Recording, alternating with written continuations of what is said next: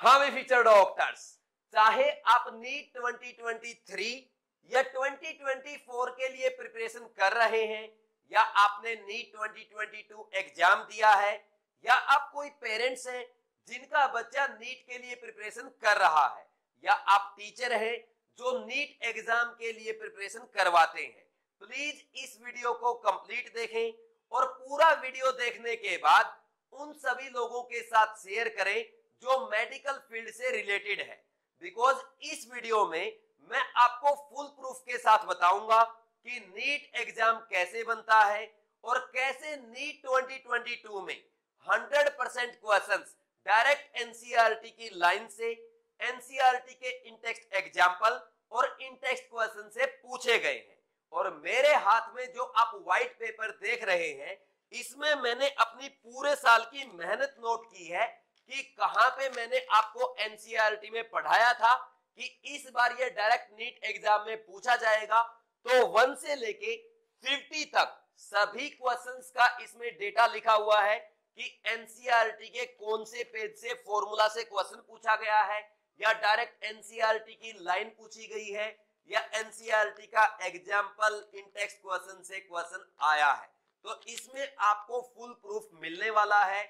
और मैं आपको पहले ही बता दूं भाई, इस वीडियो में मैं कुछ नहीं बोलूंगा, बस आपके सामने वीडियो चलेगा, नीट के क्वेश्चंस आएंगे, साथ में ये लिखा होगा कि एनसीईआरटी के इस चैप्टर से और इस पेज नंबर से, इस फॉर्मूला से एक क्वेश्चन पूछा गया है। साथ में मेरी भी वीडियो चलेगी जिसमें आपको यह दिखेगा कि मैंने कृष्णा बैच में एनसीईआरटी में कौन सा पॉइंट आपको कहां पे पढ़ाया है। तो ये सारे रिकॉर्डेड वीडियोस की क्लिप्स रहेंगी।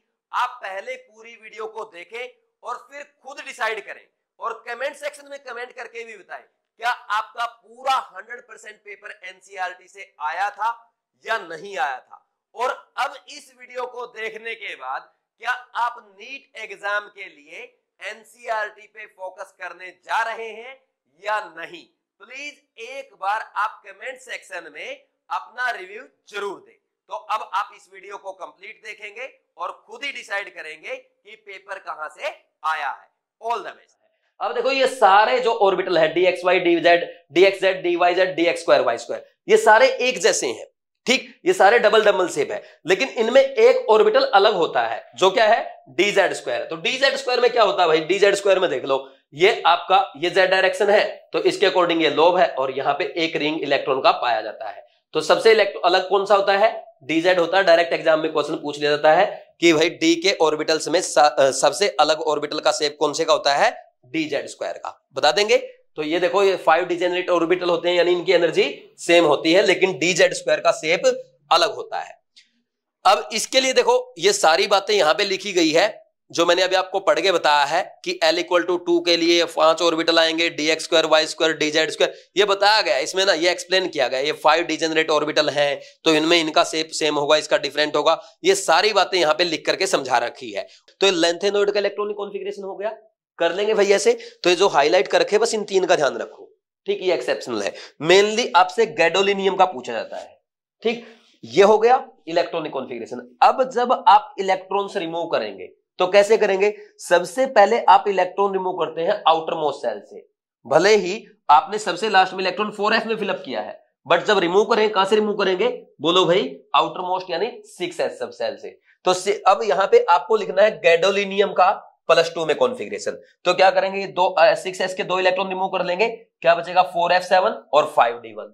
फिर अगर आपको गैडोलिनियम को +3 में लेके जाना है तो 5d का इलेक्ट्रॉन जाएगा, फिर 4f7 में बचेंगे 7 इलेक्ट्रॉन। तो आपसे ये कॉन्फ़िगरेशन अगर पूछे गैडोलिनियम +2 का या +3 का, वो भी आप बता सकते हैं। और कैलेमाइन है जिंक कार्बोनेट, और जिंकाइट है जिंक ऑक्साइड। तो एक बार आप इनको जरूर पढ़ लें, क्योंकि डायरेक्ट आपसे कई बार फॉर्मूला पूछ लिया जाता है, या एग्जामिनर ऐसे भी कर सकता है भाई, लिस्ट 1 और लिस्ट 2 बना देगा और मैच द कॉलम पूछ लेगा, ठीक। जैसे यहां पे लिख दिया एल्यूमिनियम, कॉपर, आयरन और जिंक, तो इनके 4 यहां पे आपको और लिख दिया, बोल देगा मैच द कॉलम करो। तो एक बार पढ़ के जाए, बहुत ज्यादा रटने की जरूरत नहीं होती। अगर आराम से आप एक बार अच्छे से पढ़ लेते हैं तो आपको ये इजीली याद रहेगा, ठीक। नेक्स्ट देखो, इन टेक्स्ट क्वेश्चन पूछा है why ICl is more reactive than I2।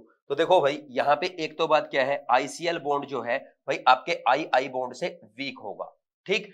एक तो ये रीजन हो गया। दूसरा रीजन ये भी है क्योंकि यहाँ पे देखो भाई आयोडीन की इलेक्ट्रोनेगेटिविटी कम है और क्लोरीन की इलेक्ट्रोनेगेटिविटी ज्यादा है, तो इनमें इलेक्ट्रोनेगेटिविटी डिफरेंस होने की वजह से इनका बॉन्ड पोलर होगा और पोलर बॉन्ड हमेशा क्या होता है, नॉन पोलर बॉन्ड से ज्यादा रिएक्टिव होता है। इसमें कोई डाउट तो नहीं है, इसलिए आपका ICl क्या है, I2 से ज्यादा रिएक्टिव होगा। समझ आ गया? इसमें से कुछ नोट करना तो आप कर सकते हैं, फिर हम आगे बढ़ेंगे और ग्रुप 18 एलिमेंट्स यानी नोबल गैसेस के बारे में पढ़ेंगे। The atomic number of the element अनिल एनियम, तो ये देखो भाई अनिल और एनियम यही लिखा ना, तो अन के लिए 1, नील के लिए 0 और एन के लिए 9, तो इसका एटॉमिक नंबर कितना आ जाएगा, Z इक्वल टू 109। तो आंसर चेक कर लो कौन सा आ गया। वेरी वेरी इजी क्वेश्चन, बोलो कोई डाउट है क्या? ठीक है, कर सकते हैं। तो answer second from Grignard reagent. Grignard reagent के साथ क्या करेंगे भाई, देखो जब आप RMgX की रिएक्शन किसके साथ कराएंगे, CO2 के साथ कराएंगे, तो यहाँ पे CO2 में क्या है, ये पोलर पाई बॉन्ड है, यहाँ पे ऑक्सीजन पे डेल माइनस, यहाँ पे कार्बन पे डेल प्लस, और यहाँ पे ये क्या है, R के ऊपर डेल माइनस और इस पे Mg पे डेल प्लस आएगा ग्रिग्नार्ड रिजेंट में। तो ये आकर के इसके ऊपर अटैक करेगा, क्या बन जाएगा, RCO, ऑक्सीजन के ऊपर जहां पे नेगेटिव चार्ज आएगा वहां पे MgX जुड़ जाएगा, फिर इसका हाइड्रोलिसिस होगा, यहाँ पे ये OH और यहाँ पे H, ये बन जाएगा फाइनल आपका एसिड। यानी रिएक्शन क्या होगी आपकी, एक साथ रिएक्शन अगर आप याद करेंगे, ये ग्रिग्नार्ड रिजेंट किसके साथ रिएक्शन कर रहा है, CO2 के साथ इन presence of dry ether followed by acidic hydrolysis. ठीक, क्या बन गया सीधा, बोलो भाई, ये आपका एसिड बन गया, जिसमें क्या है भाई, आपका जो ग्रिग्नार्ड रिजेंट लिया था उससे एक एक्स्ट्रा कार्बन प्रेजेंट है। समझ में आ रहा है कि नहीं आ रहा, बोलो इसमें कोई डाउट है क्या?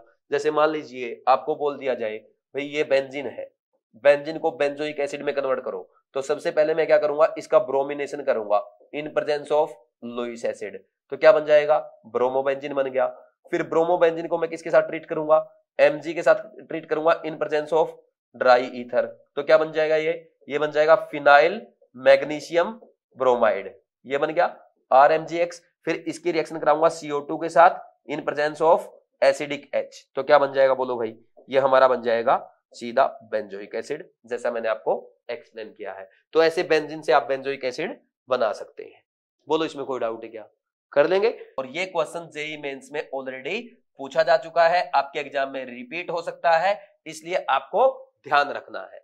समझ में आया कि नहीं आप? तो इस पॉइंट को आप एग्जाम से पहले रिवाइज करके जाएंगे कि हाई SO2 की हाई कंसंट्रेशन से क्या होगा भाई, जो फ्लावर बर्ड्स है वो क्या होंगे, सॉफ्ट से हार्ड हो जाते हैं और फाइनली पौधे से नीचे गिर जाते हैं। समझ में आया कि नहीं आया? ठीक है भाई। फिर इसके बाद नेक्स्ट देखो, यहाँ पे जो ये रिएक्शंस लिखी है, जैसे SO2 O2 के साथ रिएक्शन करके किस में जा रहा है, SO3 में, और इसको कौन कैटालाइज करता है, पार्टिकुलेट मैटर जो पॉल्यूटेड एयर में प्रेजेंट है, ये मैं पहले आपको बता चुका हूं। और जो SO2 है भाई, ये ओजोन और हाइड्रोजन पेरोक्साइड के साथ रिएक्शन करेगी, तो क्या बनाएगी, SO3 और H2SO4। ये रिएक्शन भी आप पहले ही पढ़ चुके हैं। इंपोर्टेंट क्या है, इंपोर्टेंट ये है, Kjeldahl method is not applicable to the compounds containing nitrogen in nitro and azo groups and nitrogen present in the ring. The example है pyridine, as nitrogen of these compounds does not change to ammonium sulfate under these condition। तो देखो भाई, जेल्डाल method किसके लिए applicable नहीं है, nitro compound के लिए एप्लीकेबल नहीं है, और दूसरा एजो कंपाउंड के लिए एप्लीकेबल नहीं है, इसके अलावा और किसके लिए एप्लीकेबल नहीं है, बोलो भाई, इसके अलावा और ऐसे कंपाउंड के लिए एप्लीकेबल नहीं जिनमें नाइट्रोजन किसमें है, रिंग में प्रेजेंट होता है, जैसे फॉर एग्जांपल pyridine। समझ आया कि नहीं? तो इनके लिए जेल्डाल मेथड आप अप्लाई नहीं कर सकते, क्योंकि इनका नाइट्रोजन यहां पे अमोनियम सल्फेट नहीं बनाएगा, ये भी आपकी एनसीईआरटी में साफ साफ लिखा हुआ है। तो आई थिंक ये आपको अच्छे समझ में आ गया होगा। ठीक, अब देखो भाई, जो आयन आपके कोलोइडल पार्टिकल को न्यूट्रलाइज कर रहा है उसको हम क्या कहते हैं, कोएगुलेटिंग आयन या फ्लोकुलेटिंग आयन भी कहते हैं। तो यहाँ पे साफ साफ लिखा है, the ion responsible for neutralization of charge on the particle is called the coagulating ion और फ्लोकुलेटिंग आयन। नेक्स्ट यहाँ पे पढ़ेंगे भाई, the greater the valence of the flocculating ion added, the greater is its power to cause precipitation, this is known as Hardy Schulze rule. तो देखो भाई, हमारे flocculating ion या कोएगुलेटिंग आयन पे जितना ज्यादा चार्ज होगा तो उसकी कोएगुलेटिंग पावर बोल दो या फ्लोकुलेटिंग पावर बोल दो, उतनी ही ज्यादा होगी। तो यहाँ पे आप लिख लेंगे फ्लोकुलेटिंग पावर, फ्लोकुलेटिंग और coagulating power is directly proportional to charge on ion. बोलो भाई इसमें कोई डाउट है क्या? हो जाएगा क्वेश्चन सोल्व। क्वेश्चन कैसे आता है? एनसीईआरटी में साफ साफ लिखा है in the coagulation of negative sol the flocculating power is in the order. तो नेगेटिव सोल को कौन कोएगुलेट करेगा? भाई पॉजिटिवली चार्ज आयन। तो उसमें पॉजिटिवली चार्ज आयन पे जितना ज्यादा पॉजिटिव चार्ज होगा उसकी फ्लोकुलेटिंग पावर उतनी ही ज्यादा होगी। सिमिलरली इसका अपोजिट होगा किसके लिए? बोलो भाई पॉजिटिव सोल के लिए। तो पॉजिटिव सोल को कौन कोएगुलेट करेगा? Negatively charge ion. तो नेगेटिवली चार्ज आयन पे जितना ज्यादा नेगेटिव चार्ज होगा उसकी फ्लोकुलेटिंग पावर कोएगुलेटिंग पावर उतनी ही ज्यादा होगी। और यहां से आपके एग्जाम में डायरेक्ट क्वेश्चन पूछ ले जाते हैं। क्वेश्चन कैसे आता है? ऐसे बोल देगा भाई जो ये आपका आर्सेनियस सल्फाइड है इसके कोएगुलेशन के लिए यहाँ पे आयंस की फ्लोकुलेटिंग पावर का ऑर्डर क्या होगा? तो आपको ये पता है भाई क्या है? नेगेटिवली चार्ज सोल है। ठीक, इसको कौन कोएगुलेट करेंगे? कैटायंस कोएगुलेट करेंगे। तो कैटायंस पे जितना ज्यादा चार्ज होगा उसकी फ्लोकुलेटिंग पावर उसकी कोएगुलेटिंग पावर उतनी ही ज्यादा होगी। बोलो इसमें कोई डाउट है क्या? तो ये दोनों ऑर्डर आपके एग्जाम में पूछे जा चुके हैं, आगे भी रिपीट हो सकते हैं बिकॉज एनसीईआरटी में गिवन है। इसके अलावा आपसे कई बार ये भी पूछ लेता है भाई O2+, तो O2+ में आप क्या करेंगे? यहाँ पे जो इलेक्ट्रॉन लिखा है एक तो यहाँ जाएगा, यहाँ 0 आ जाएगा। एक अनपेड इलेक्ट्रॉन है तो क्या पैरामैग्नेटिक होगा। और बॉन्ड ऑर्डर लिखोगे तो क्या आएगा? 10- एंटी बॉन्डिंग में 5 है, 10 - 5 / 2 तो कितना आ जाएगा? 2.5। समझ आ रहा है कि नहीं आ रहा? तो ऐसे बॉन्ड ऑर्डर कंपेयर करवा सकता है, आपसे पूछ सकता है कौन सा डायमैग्नेटिक है कौन सा पैरामैग्नेटिक है, बता देंगे भाई। ठीक, मैच लिस्ट 1 विद लिस्ट 2। तो ये आपका एस ब्लॉक का मैच द कॉलम है। अच्छा क्वेश्चन है, ये ऑलरेडी जेईई मेंस में पूछा जा चुका है और यहाँ पे ये आपकी एनसीईआरटी की लाइन लिखी हुई है, इसलिए आपके एग्जाम में डायरेक्ट एज इट इज आ सकता है। तो आप इसको अच्छे से सीखेंगे और अच्छे से एक बार रिवाइज करेंगे। तो देखो सबसे पहले लिस्ट 1 में क्या है? लिथियम है भाई। लिथियम क्या है? Photo electric cell, no absorbent of CO2, not coolant in fast breeder nuclear reactor. ये तो आई थिंक आपको याद आ रहा होगा, मैंने बताया था भाई ये सोडियम किसमें यूज किया जाता है? एज ए कूलेंट यूज किया जाता है किसमें? फास्ट ब्रीडर न्यूक्लियर रिएक्टर में। तो एस ब्लॉक पढ़ाते टाइम कृष्णा बैच में मैंने आपको बताया था, ये याद करना। तो ये हमेशा आपको याद करना, डायरेक्टली आपके एग्जाम में आ सकता है। फिर इसके बाद देखो लिथियम ट्रीटमेंट ऑफ कैंसर में no bearing for motor engine, ये डायरेक्ट आपकी एनसीईआरटी में लिखा हुआ है, ये बिल्कुल सही है। तो लिथियम किसके लिए यूज किया जाता है? For making bearing for motor engine. फिर इसके बाद नेक्स्ट सोडियम वाला आपका हो ही गया। पोटेशियम देखो भाई, पोटेशियम क्या करता है भाई? CO2 को एब्जॉर्ब करने के लिए यूज किया जाता है। फोर्थ सीजियम, आई थिंक ये तो सबको याद होगा, सीजियम क्या आएगा? फोटो इलेक्ट्रिक सेल में यूज होता है। तो अब देखो आपका फर्स्ट का आंसर क्या है? लिथियम कहां आ रहा है? फर्स्ट मैच कर रहा है 5th के साथ और सेकंड मैच कर रहा है किसके साथ? यहाँ पे सोडियम किसके साथ? 3rd के साथ और पोटेशियम 2nd के साथ और सीजियम 1st के साथ। तो कौन सा आंसर आ जाएगा? A का 5, B का 3, A का 5, B का 3 कहां आ रहा है भाई? और ये वाला, और C का 2 और D का 1। Answer is 4, answer is 4। बोलो इसमें कोई डाउट है क्या?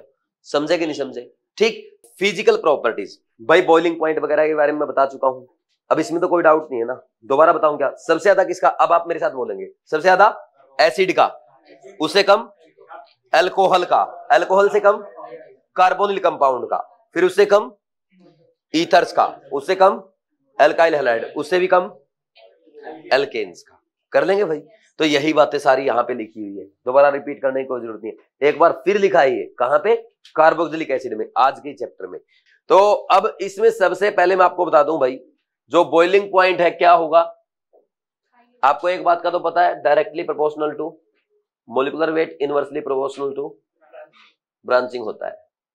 ठीक, अब यहां पे जो अल्कोहल्स होते हैं इनका बॉइलिंग पॉइंट ईथर से ज्यादा होता है।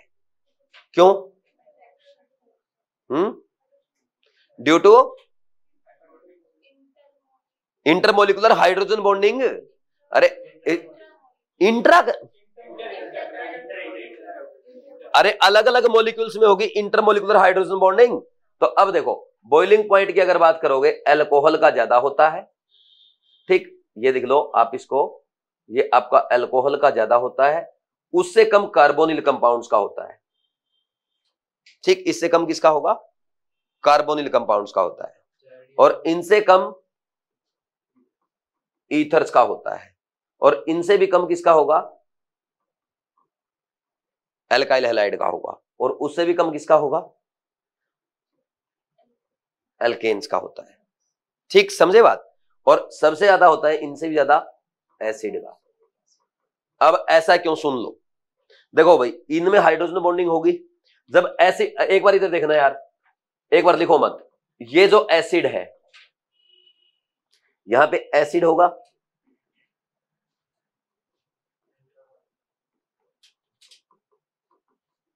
ये हाइड्रोजन बॉन्डिंग, ये हाइड्रोजन बॉन्डिंग, ये डाइमर बनाएगा, और यहां पे अल्कोहल क्या करेगा, अल्कोहल में इंटरमोलिकुलर हाइड्रोजन बॉन्डिंग होगी जैसे ये दिखा रखी है।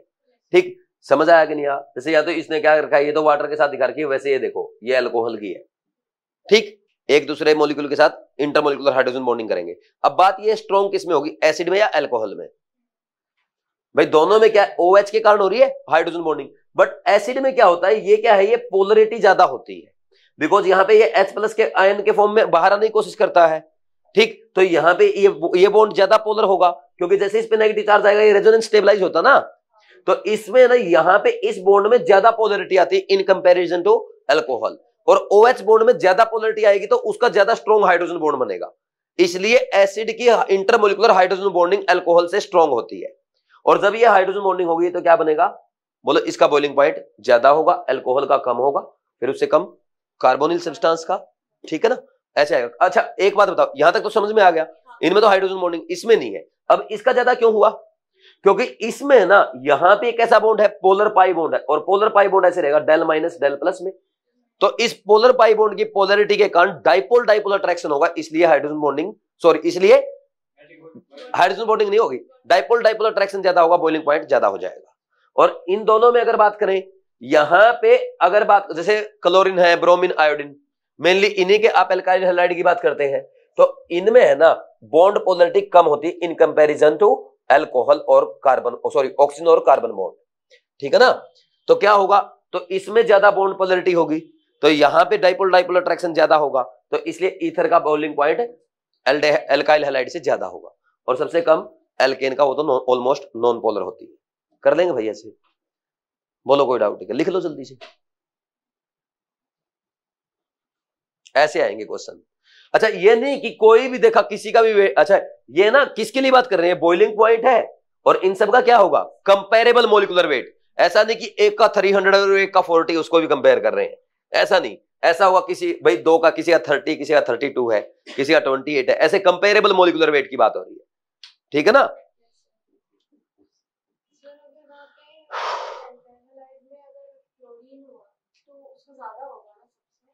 नहीं उसकी बात ही नहीं करेंगे। अरे नॉर्मली इन्हीं का ज्यादा आता है ईथर का, नॉर्मली ईथर का ही ज्यादा आएगा। ठीक है, लिखा भाई, इसके बाद आगे बढ़ जाए। अरे आपसे तो मैं बताऊं क्या पूछा जाता है, देखो एसिड का सबसे ज्यादा, उससे कम अल्कोहल का, और उससे कम आता है आपका ईथर का, और उससे कम एल्केन का, ये ऑर्डर आता है बस। ये तो मैंने आपको बता दिया, क्योंकि नहीं फिर नेक्स्ट चैप्टर में बताना मेरे को, ये कार्बोनिल कंपाउंड का, फिर इससे कम ईथर का, और इससे कम आपका एल्काइल हैलाइड का, सॉरी एल्केन का, ये ऑर्डर आपके नेक्स्ट चैप्टर में मिल जाएगा, ये मैंने अभी आपको बता दिया। ठीक है ना, तो लेंथेनॉइड का इलेक्ट्रॉनिक कॉन्फ़िगरेशन हो गया, कर लेंगे भैया से। तो ये जो हाईलाइट कर रखे बस इन तीन का ध्यान रखो। ठीक, ये एक्सेप्शनल है, मेनली आपसे गैडोलिनियम का पूछा जाता है। ठीक, ये हो गया इलेक्ट्रॉनिक कॉन्फ़िगरेशन। अब जब आप इलेक्ट्रॉन्स रिमूव करेंगे तो कैसे करेंगे, सबसे पहले आप इलेक्ट्रॉन रिमूव करते हैं आउटर मोस्ट सेल से, भले ही आपने सबसे लास्ट में इलेक्ट्रॉन 4f में फिलअप किया है, बट जब रिमूव करेंगे कहां से रिमूव करेंगे, बोलो भाई आउटर मोस्ट यानी 6s सब सेल से। तो अब यहां पे आपको लिखना है गैडोलिनियम का +2 में कॉन्फ़िगरेशन। तो क्या करेंगे, 6s के 2 इलेक्ट्रॉन रिमूव कर लेंगे, क्या बचेगा 4f7 और 5d1। फिर अगर आपको गैडोलिनियम को +3 में लेके जाना है तो 5d का इलेक्ट्रॉन जाएगा, फिर 4f7 में बचेंगे 7 इलेक्ट्रॉन। तो आपसे ये कॉन्फ़िगरेशन अगर पूछे गैडोलिनियम +2 का या +3 का, वो भी आप बता सकते हैं। जो आपके S ब्लॉक के हाइड्राइड्स है, जैसे फॉर एग्जांपल NaH है, KH है, CaH2 है, ये नेचर में कैसे होते हैं, आयोनिक होते हैं। ठीक, नेक्स्ट है कोवलेंट और मॉलिक्यूलर। कौन बनाएंगे, पी ब्लॉक के एलिमेंट्स बनाएंगे, और ये कितने टाइप के होते हैं, ये 3 टाइप के होते हैं। एक तो है इलेक्ट्रॉन डेफिशिएंट। इलेक्ट्रॉन डेफिशिएंट का मतलब ये है भाई ऐसे हाइड्राइड जिनमें क्या होगा, ऑक्टेट इनकम्प्लीट होगा। तो ऑक्टेट इनकम्प्लीट किसमें होगा, ग्रुप 13 यानी बोरोन फैमिली के जो हाइड्राइड्स होंगे उनमें क्या होगा, बोलो भाई, उनमें ऑक्टेट इनकम्प्लीट होगा, तो इनको हम कहते हैं इलेक्ट्रॉन डेफिशिएंट हाइड्राइड। फिर इसके बाद नेक्स्ट आता है इलेक्ट्रॉन प्रेसाइज हाइड्राइड। तो इलेक्ट्रॉन प्रेसाइज किसको कहेंगे? जिसका ऑक्टेट कंप्लीट होगा। जैसे फॉर एग्जांपल आपका CH4 है, SiH4 है, यानी ग्रुप 14 के जो हाइड्राइड्स होंगे वो इलेक्ट्रॉन प्रेसाइज होंगे। कार्बन फैमिली के हाइड्राइड इलेक्ट्रॉन प्रेसाइज होते हैं, यहां पे लिखा भी है। ठीक, फिर इसके बाद नेक्स्ट पढ़ो, इलेक्ट्रॉन रिच हाइड्राइड, यानी जिनके पास क्या होगा? इलेक्ट्रॉन क्या होगा? लोन पेयर अवेलेबल होंगे। इनके पास क्या होता है? लोन पेयर अवेलेबल होते हैं। जैसे फॉर एग्जांपल भाई NH3 है, ठीक, H2O है, HF है, HCl है और H2S है, PH3 है। तो इनके पास क्या है भाई? इनके सेंट्रल एटम के पास क्या है? लोन पेयर प्रेजेंट होता है, इसलिए इनको क्या कहते हैं? इलेक्ट्रॉन रिच हाइड्राइड कहते हैं। ठीक, तो मैंने कितना बोला था? ये 4 Na एटम्स आएगा, 4 Na यानी 4 into 6, तो 24 into 10 की पावर 23 एटम्स आ जाएगा। यानी अप्रोक्सीमेशन लेने पे मेरा आंसर बिल्कुल ऑलमोस्ट सही आ रहा है। नेक्स्ट है X ray diffraction studies so that copper crystallize in FCC unit cell with as of 3.608 into 10 की power minus 8 centimeter.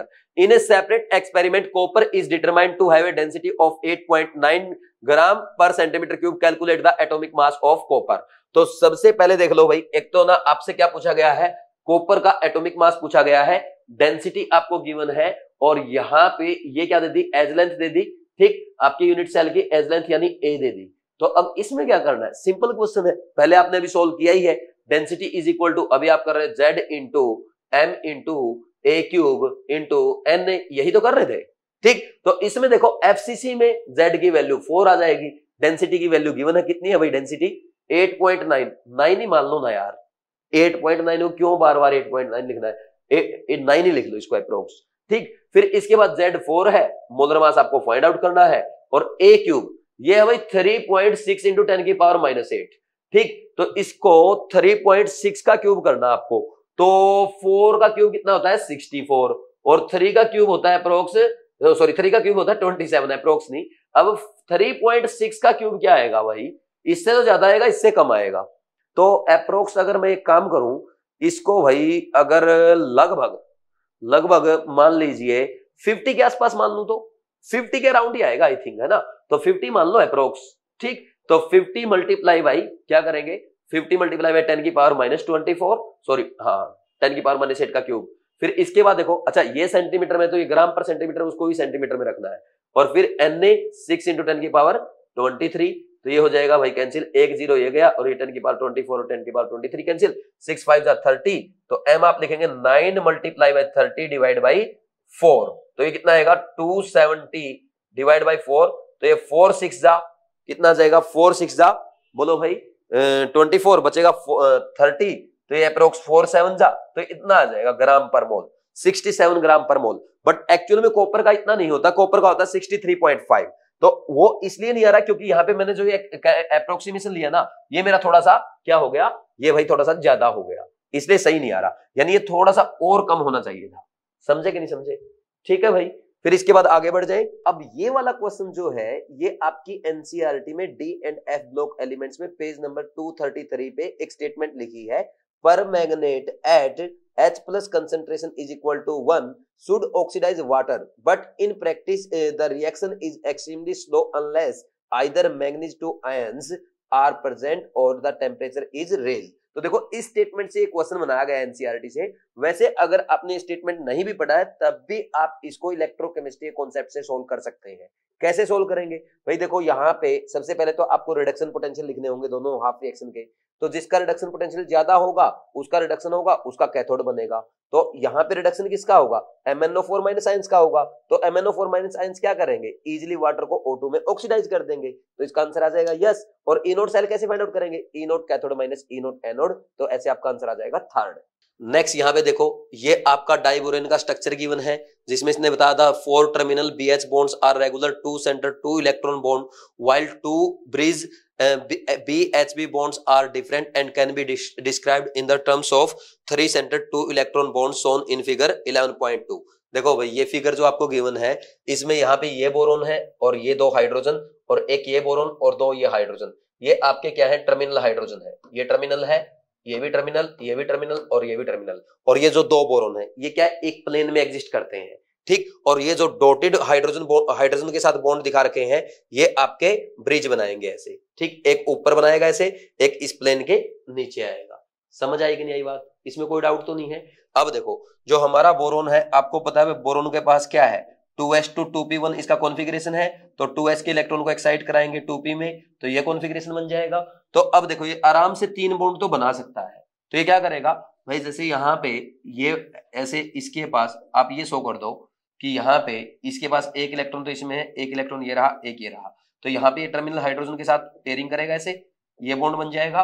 और फिर एक बोरोन इधर होगा, तो यहाँ पे ये जो बोरोन है तो इसके पास मान लीजिए ये इलेक्ट्रॉन है, ठीक, तो ये 3 इलेक्ट्रॉन है, बट इसका ये वाला वैकेंट है। तो अब क्या होगा, यहाँ पे ये टर्मिनल हाइड्रोजन के साथ बॉन्ड बनाएगा ऐसे, ठीक, तो ये हो गए आपके 4 टर्मिनल हाइड्रोजन, ठीक। तो ये चारों टर्मिनल हाइड्रोजन क्या बना रहे हैं, ध्यान से देखो भाई, यहाँ पे ये एक और एक ये दो, ये 2 सेंटर 2 इलेक्ट्रॉन बॉन्ड है, तो ये 2 सेंटर 2 इलेक्ट्रॉन बॉन्ड, ये भी 2 सेंटर 2 इलेक्ट्रॉन बॉन्ड, ये भी आपका 2 सेंटर 2 इलेक्ट्रॉन बॉन्ड, ये भी 2 सेंटर 2 इलेक्ट्रॉन बॉन्ड, तो आपके 4 हो गए 2 सेंटर 2 इलेक्ट्रॉन बॉन्ड। ये डायरेक्ट आपके एग्जाम में पूछा जाता है, ठीक। फिर इसके बाद नेक्स्ट देखो, यहाँ पे इस बोरोन का ये तो वैकेंट ऑर्बिटल, इसका ये हाफ फिल्ड ऑर्बिटल, और यहाँ पे हाइड्रोजन का एक इलेक्ट्रॉन, ये बॉन्ड बनाएंगे। तो ये जो बॉन्ड बनेगा इन तीनों के बीच में, तो ये होगा आपका ब्रीजिंग हाइड्रोजन का बॉन्ड। तो ये क्या होगा आपका 1 2 और 3 सेंटर हो गए और 2 इलेक्ट्रॉन बॉन्ड है, तो ये आपका 3 सेंटर 2 इलेक्ट्रॉन बॉन्ड है। सिमिलरली एक यहाँ पे बनेगा, तो ये आपका ब्रीजिंग हाइड्रोजन है,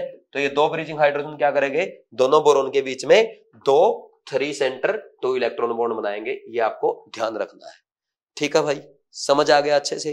तो ये एग्जाम में पूछा जाता है। और ये जो बॉन्ड बनेगा ना, ये ऐसा नजर आता है आपका, देखो बोरोन बोरोन के बीच में ऐसा नजर आएगा ये, ठीक, यहाँ पे एक हाइड्रोजन है, एक नीचे नजर आएगा ये ऐसे ही ब्रीजिंग हाइड्रोजन, ठीक। तो ये बनाना के जैसा बॉन्ड नजर आता है, इसलिए इसको बनाना बॉन्ड भी कहते हैं, ठीक। समझे कि नहीं समझे, कोई डाउट तो नहीं है, अच्छे से पता है। देखो एनसीईआरटी में लिखा है तो वहां से याद कर लो, या कहीं पे आप लिख लो कि इसमें 4 2 सेंटर 2 इलेक्ट्रॉन बॉन्ड और 2 3 सेंटर 2 इलेक्ट्रॉन बॉन्ड होते हैं, ठीक। अच्छा, सबसे खास बात ध्यान देना, अब यहाँ पे देखो मैंने हाईलाइट कर रखा है, इस फिगर के नीचे आराम से इसने साफ साफ लिख दिया, each boron atom uses sp3 hybrids for bonding.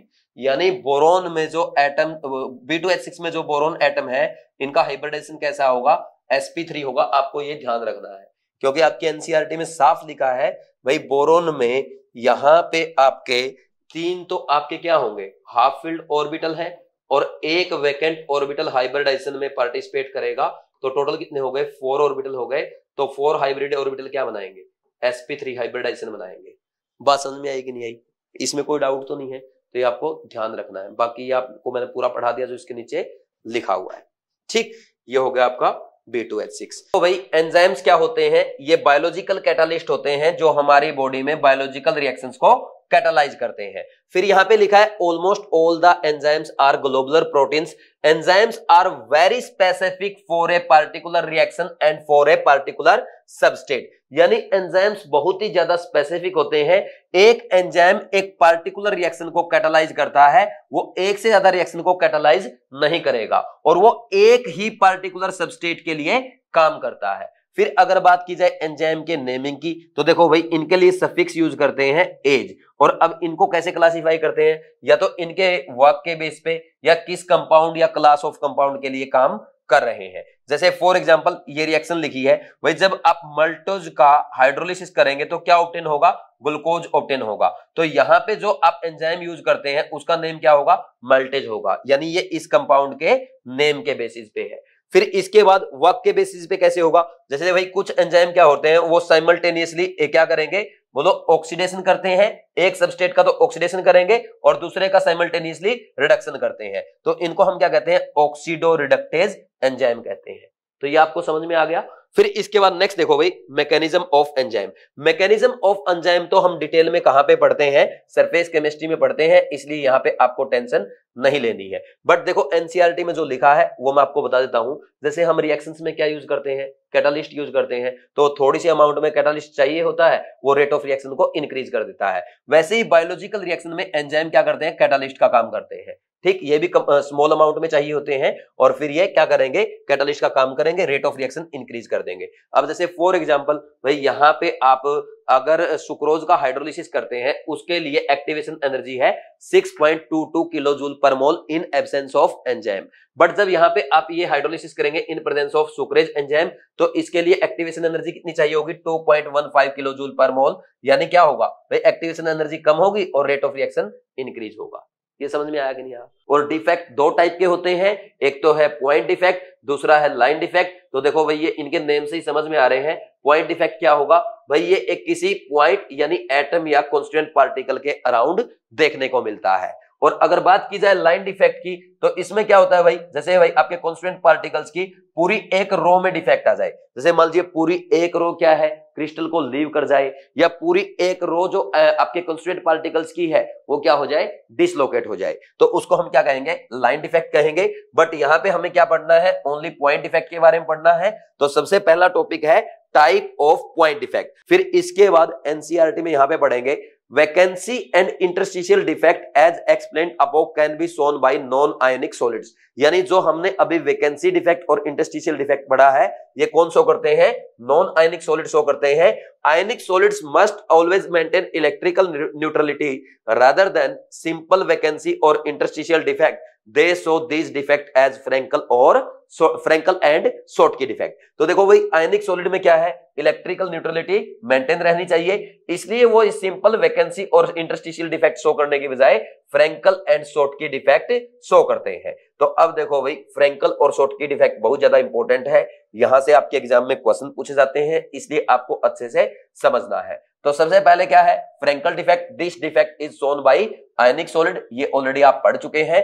अब इसमें फर्स्ट पॉइंट आप पढ़ेंगे भाई कौन से आयनिक सॉलिड शो करेंगे, जिनका कोऑर्डिनेशन नंबर क्या हो, कोऑर्डिनेशन नंबर जिनका लो होता है, यानी जिनके कैटायन एंड एनायन का साइज, या ऐसे लिख दो इन विच डिफरेंस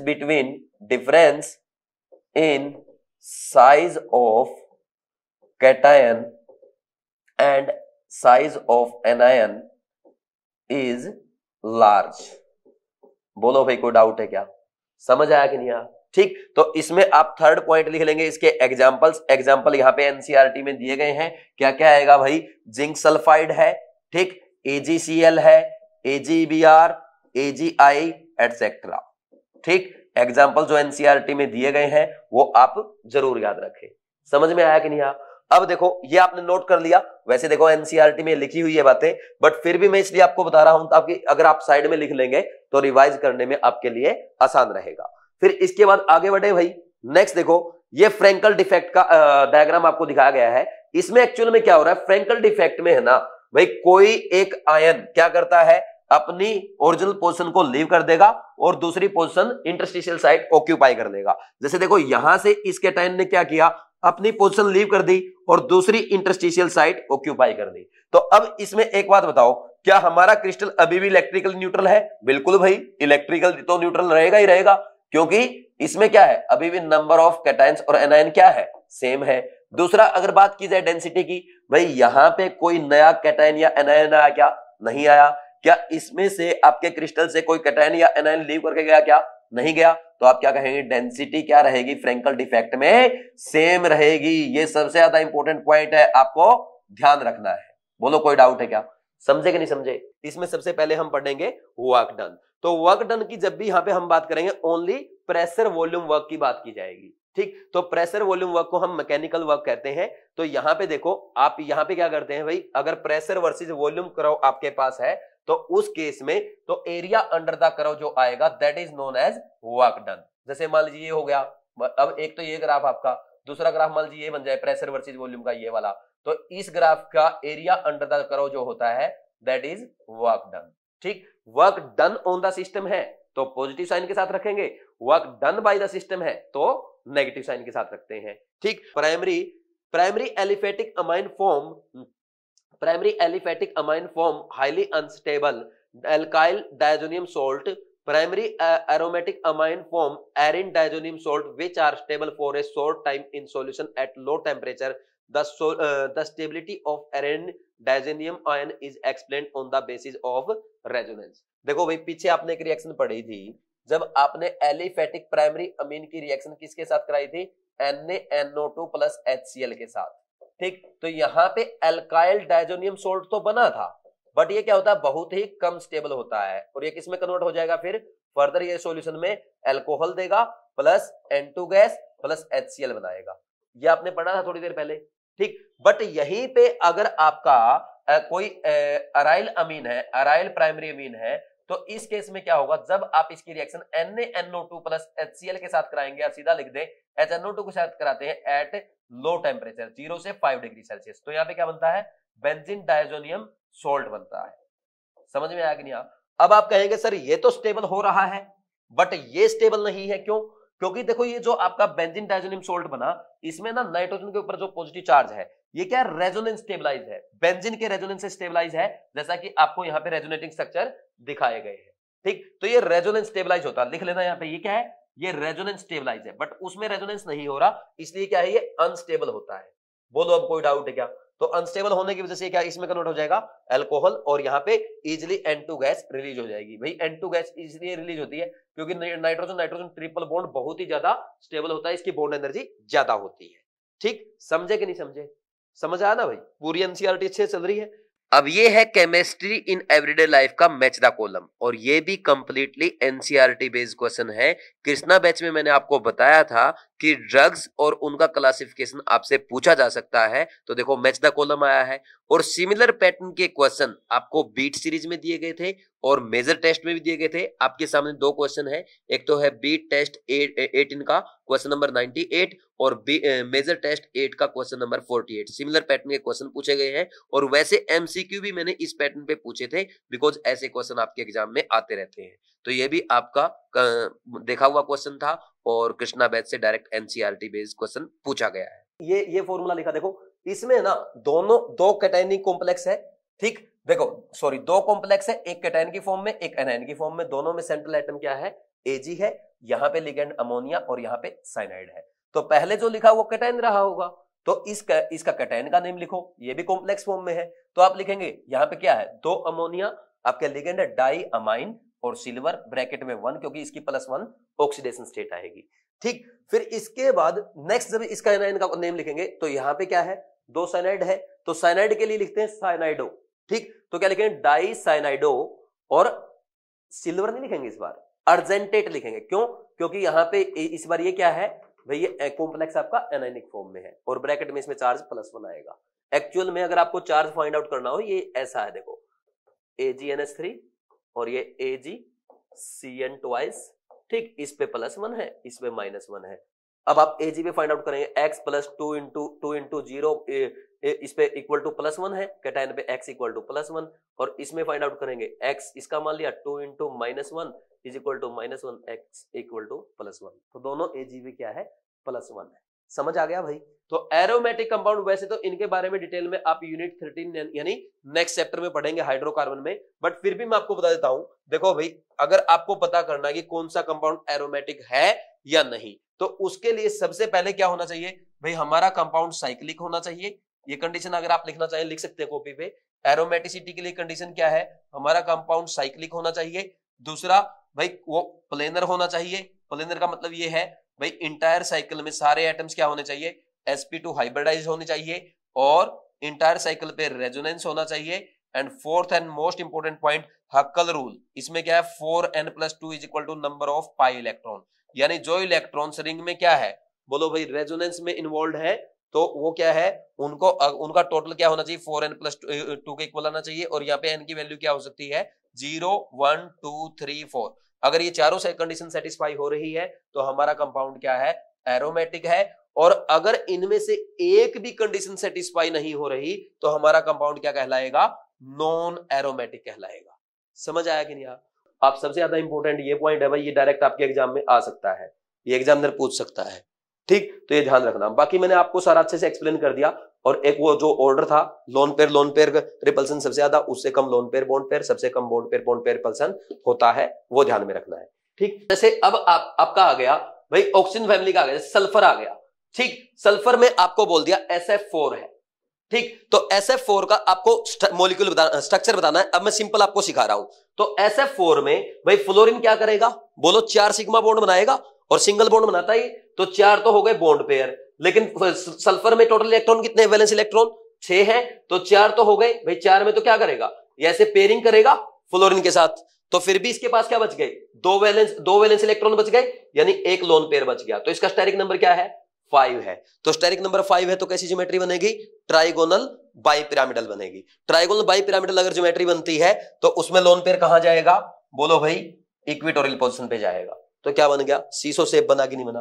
तो ऐसे आपको रटने की जरूरत नहीं है, ऐसे समझने की कोशिश करो, ठीक। तो ऐसे किसी भी मॉलिक्यूल का बना सकते हैं आप, किसी का भी। जैसे मान लीजिए आपका ये आ गया ClF3 वाला, ClF3 भाई, क्लोरीन के पास कितने इलेक्ट्रॉन होते हैं, 7। तो इसने फ्लोरीन के साथ बॉन्ड बनाया, कैसा बनाएगा, सिंगल बॉन्ड। तो सिंगल बॉन्ड में कितना इलेक्ट्रॉन यूज होगा, एक यूज होगा। तो 3 इलेक्ट्रॉन तो यहां यूज हो गए, बच गए 4 इलेक्ट्रॉन। तो 4 इलेक्ट्रॉन का मतलब 2 लोन पेयर होंगे, तो ये 3 bond pair plus 2 lone pair, यानी स्टेरिक नंबर 5।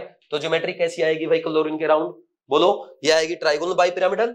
तो ट्राइगोनल बाइपिरामिडल में क्या होगा भाई, यहां पे आपके लोन पेयर हैं 2, कहां आएंगे, इक्वेटोरियल पोजीशन में, तो ये आ गए, और बाकी एक्सियल पोजीशन पे ये बॉन्ड्स आ जाएंगे ऐसे, और एक इक्वेटोरियल पे। ये बन गया आपका टी शेप। ज्योमेट्री क्या होगी, ट्राइगोनल बाइपिरामिडल।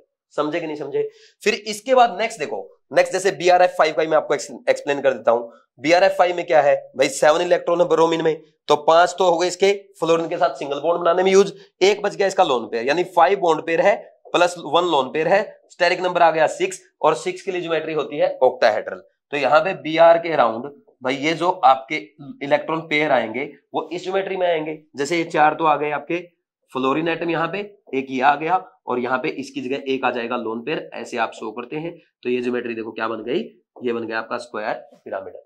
समझे कि नहीं समझे। तो ऐसे ज्योमेट्री बनानी आपको सीखनी पड़ेगी। अब किसी भी मॉलिक्यूल का शेप आप खुद से बना सकते हैं, इनकी ज्योमेट्री बना सकते हैं, ठीक। अब यहाँ पे जितने भी इनके स्ट्रक्चर्स है तो वो आपको एनसीईआरटी में गिवन है। जैसे XeF2 में क्या होगा भाई, 2 सिग्मा बॉन्ड होंगे, 2 लोन पेयर होंगे, तो क्या होगा बोलो भाई, 2 सिग्मा बॉन्ड 3 लोन पेयर होंगे, तो क्या होगा भाई, इसका ज्योमेट्री कैसा होगा, ज्योमेट्री इसका होगा ट्राइगोनल बाइपिरामिडल। तो ज्योमेट्री अगर लिखी जाए ट्राइगोनल बाइपिरामिडल है, और इसका हाइब्रिडेशन क्या आएगा भाई, sp3d, और शेप कैसा होगा, लीनियर। ये देख रहे हैं 3 लोन पेयर आ गए इक्वेटोरियल पोजीशन पे, और 2 बॉन्ड आ गए एक्सियल पोजीशन पे।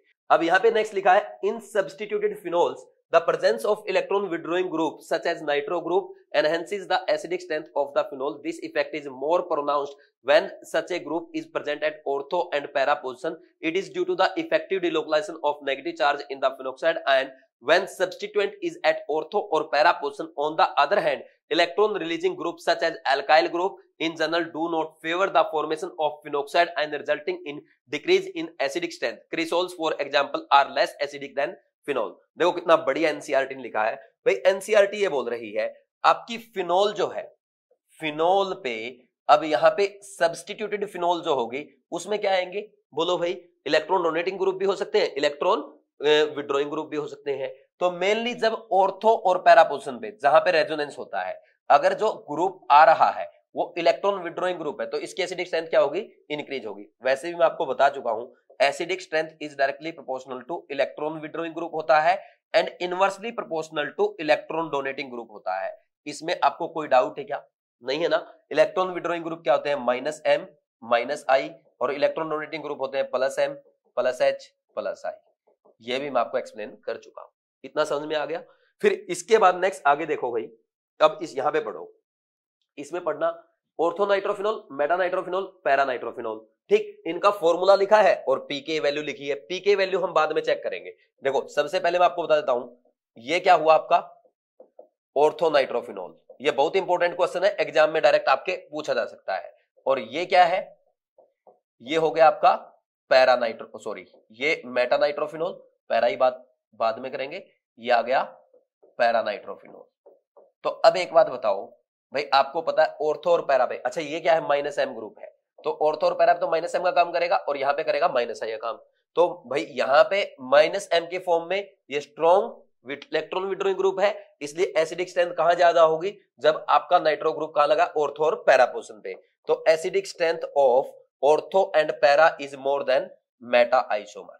इतना आपको समझ में आता है, ठीक। अब अगर कंपैरिजन किया जाए पैरा और ऑर्थो में किस पे ज्यादा होगी, तो आप कहेंगे सर -m तो बिल्कुल सेम लगेगा दोनों पे, चाहे ऑर्थो है या पैरा। तो माइनस एम से डिसाइड नहीं कर पाए। फिर हम डिसाइड करते हैं माइनस आई का भी तो काम करता है, तो माइनस आई। अब ये इंडक्टिव इफेक्ट क्या है, डिस्टेंस डिपेंडेंट है। जहां पे डिस्टेंस ज्यादा होगा वहां पे इंडक्टिव इफेक्ट क्या लगेगा, कम लगेगा। इसलिए एसिडिक स्ट्रेंथ पैरा क्या होनी चाहिए, कम होनी चाहिए। बट एक बात आपने यहां पे ध्यान नहीं दी, देखो भाई जो हमारा ऑर्थो आइसोमर है, ऑर्थो नाइट्रोफिनॉल है, उसमें हाइड्रोजन बॉन्डिंग भी तो इन्वॉल्व है। तो इस हाइड्रोजन बॉन्डिंग के कारण ये इजीली H+ डोनेट नहीं करेगा और इसलिए यहां पे पैरा की एसिडिक स्ट्रेंथ ऑर्थो आइसोमर से ज्यादा होगी। बोलो इसमें कोई डाउट है क्या, नहीं है ना, पक्का। तो यहां पे इंट्रामोलिकुलर हाइड्रोजन बॉन्डिंग होने की वजह से क्या हो जाता है, ऑर्थो की एसिडिक स्ट्रेंथ पैरा नाइट्रोफिनॉल से कम होती है। तो ये आपको ध्यान रखना है। अगर आपसे पूछ लिया जाए pKa का ऑर्डर तो इसका उल्टा कर देंगे, पैरा से ज्यादा ऑर्थो की, ऑर्थो से ज्यादा मेटा की। अब चाहे तो आप यहां पे कंपैरिजन कर सकते हैं, सबसे ज्यादा किसकी है, मेटा की, उससे कम किसकी है, ऑर्थो की, और उससे भी कम किसकी है, बोलो भाई पैरा नाइट्रोफिनॉल की। तो यही ऑर्डर मैंने लिखा कि नहीं लिखा। बट आपको ये रटनी नहीं है वैल्यू, कहीं रटने बैठ जाओ, रटना एक भी नहीं है। जब तक मैं नहीं बोलूं कि ये वैल्यू याद करनी है, ये पॉइंट याद करना है, तब तक आप नहीं रटेंगे, ठीक। फिर इसके बाद देखो भाई ये हो जाएगा, समझ गए, तो आपको ये कॉन्सेप्ट क्लियर होना चाहिए। अच्छा ये मत बोल देना सर यहाँ पे इंट्रामोलिकुलर हाइड्रोजन बॉन्डिंग हो रही तो ये आपका माइनस आई वाला इससे भी कम हो जाएगी एसिडिक स्ट्रेंथ। देखो भाई इंट्रामोलिकुलर हाइड्रोजन बॉन्डिंग इतनी ज्यादा इफेक्टिव नहीं है जितना रेजोनेंस होता है। तो यहाँ पे बहुत ही स्ट्रॉन्ग माइनस एम है NO2 का, इसलिए एसिडिक स्ट्रेंथ इसकी ऑर्थो मेटा से ज्यादा ही होगी ऑर्थो की, बट पैरा से कम हो जाती है, ठीक। नेक्स्ट क्या है, partial pressure in terms of mole fraction. तो देखो आपके ना जैसे इसने 3 गैसेस ले रखी है, ठीक। अब मैं यहाँ पे एक्सप्लेन कर देता हूं आपको। देखो ये आपका एक कंटेनर है जिसकी वॉल्यूम V है, टेम्परेचर T है, ठीक। तो यहाँ पे टोटल प्रेशर PT है और गैस है 1 2 3। तो इसके नंबर ऑफ मोल्स N1 है, इसके N2 है, इसके N3 है। तो सबसे पहले आप PT कैसे फाइंड आउट करते हैं, P1 plus P2 plus P3 ऐसे फाइंड आउट करेंगे ना, ठीक। तो P1 कैसे फाइंड आउट करेंगे, P1 आपको पता PV इक्वल टू NRT से, ठीक। तो N यहाँ पे नंबर ऑफ मोल्स कितना है 1, टेम्परेचर और वॉल्यूम तो क्या है पूरा कंटेनर का सेम ही होगा। तो आप लिख देंगे NRT upon N1RT upon V, ऐसे ही P2 equal to N2RT upon V, P3 is equal to N3RT upon V। तो P1 P2 P3 जब आप ऐड करेंगे तो प्रेशर इज इक्वल टू क्या आएगा, इसमें से वही आप क्या करेंगे N1 plus N2 plus N3, ये कॉमन आ गया, ठीक। मल्टीप्लाई बाई क्या कर देंगे, बोलो RT बाई V करेंगे या नहीं करेंगे, इसमें कोई डाउट है क्या। तो total number of gas, total number of moles of gases multiply by RT by V कर देंगे तो टोटल प्रेशर ऑफ गैस आ जाएगा। अब देखो ये टोटल प्रेशर आ गया। अब मैं क्या करता हूं भाई, ये आपने P1 जो लिखा है मैं क्या करूंगा P1 बाई PT कर देता हूं। P1 बाई PT करोगे तो N1RT by V divide by क्या आएगा N1 plus N2 plus N3 into RT by V आ जाएगा। RT बाई V से RT बाई V कैंसिल हो जाएगा तो N1 बाई ये क्या आ गया N1 plus N2 plus N3, यानी P1 upon PT will be equal to N1 divide by total number of moles of gases in mixture. तो यहाँ पे ये क्या होता है, ये होता है mole fraction, this is mole fraction of gas 1। तो ये आप इसको लिख दोगे X1 इंटू ये PT उधर जाएगा। तो किसी भी गैस का पार्शियल प्रेशर अगर आपको फाइंड आउट करना है तो गैसियस मिक्सर के टोटल प्रेशर को उस गैस के मोल फ्रैक्शन से मल्टीप्लाई कर दो। जैसे अगर आपको P2 फाइंड आउट करना है क्या लिखेंगे, mole fraction of X2 multiply by total pressure. P3 find out करना तो क्या लिखेंगे X3 multiply by total pressure. कर सकते या नहीं कर सकते, बोलो इसमें कोई डाउट तो नहीं है, ठीक। तो यही इसमें एक्सप्लेन किया गया सारा जो मैंने आपको समझाया है, ठीक। प्रॉब्लम 9.2 क्या पूछा है, would you expect the hydride of nitrogen, oxygen and fluorine to have lower boiling points than the hydride of their subsequent group members? Give reasons. ये पूछ रहा है कि क्या नाइट्रोजन, ऑक्सीजन और फ्लोरीन के हाइड्राइड का बॉइलिंग पॉइंट उनके जो ग्रुप मेंबर्स के हाइड्राइड होंगे उनसे कम होगा क्या, अगर कम होगा तो रीजन दो, ज्यादा होगा तब भी रीजन देना है। तो देखो भाई मैं आपको समझा देता हूं क्योंकि ये बहुत ही इंपॉर्टेंट ऑर्डर है, डायरेक्ट यहां से आपके एग्जाम में क्वेश्चन पूछे जाते हैं। देखो भाई बॉइलिंग पॉइंट क्या होता है, मोलिकुलर वेट के डायरेक्टली प्रोपोर्शनल होता है। ऐसा क्यों, because as molecular weight increase van der Waals forces increase, hence boiling point increase। तो देखो डाउन द ग्रुप क्या होगा भाई, हाइड्राइड्स का मोलिकुलर वेट इंक्रीज होगा तो बॉइलिंग पॉइंट भी इंक्रीज होगा। तो इसके अकॉर्डिंग तो क्या होना चाहिए, HF का सबसे कम आना चाहिए, बट HF का सबसे ज्यादा होता है। अब इसका रीजन क्या है भाई, इसका रीजन ये है HF में इंटरमोलिकुलर हाइड्रोजन बॉन्डिंग होता है। समझ आया कि नहीं आया? इसमें कोई डाउट तो नहीं है?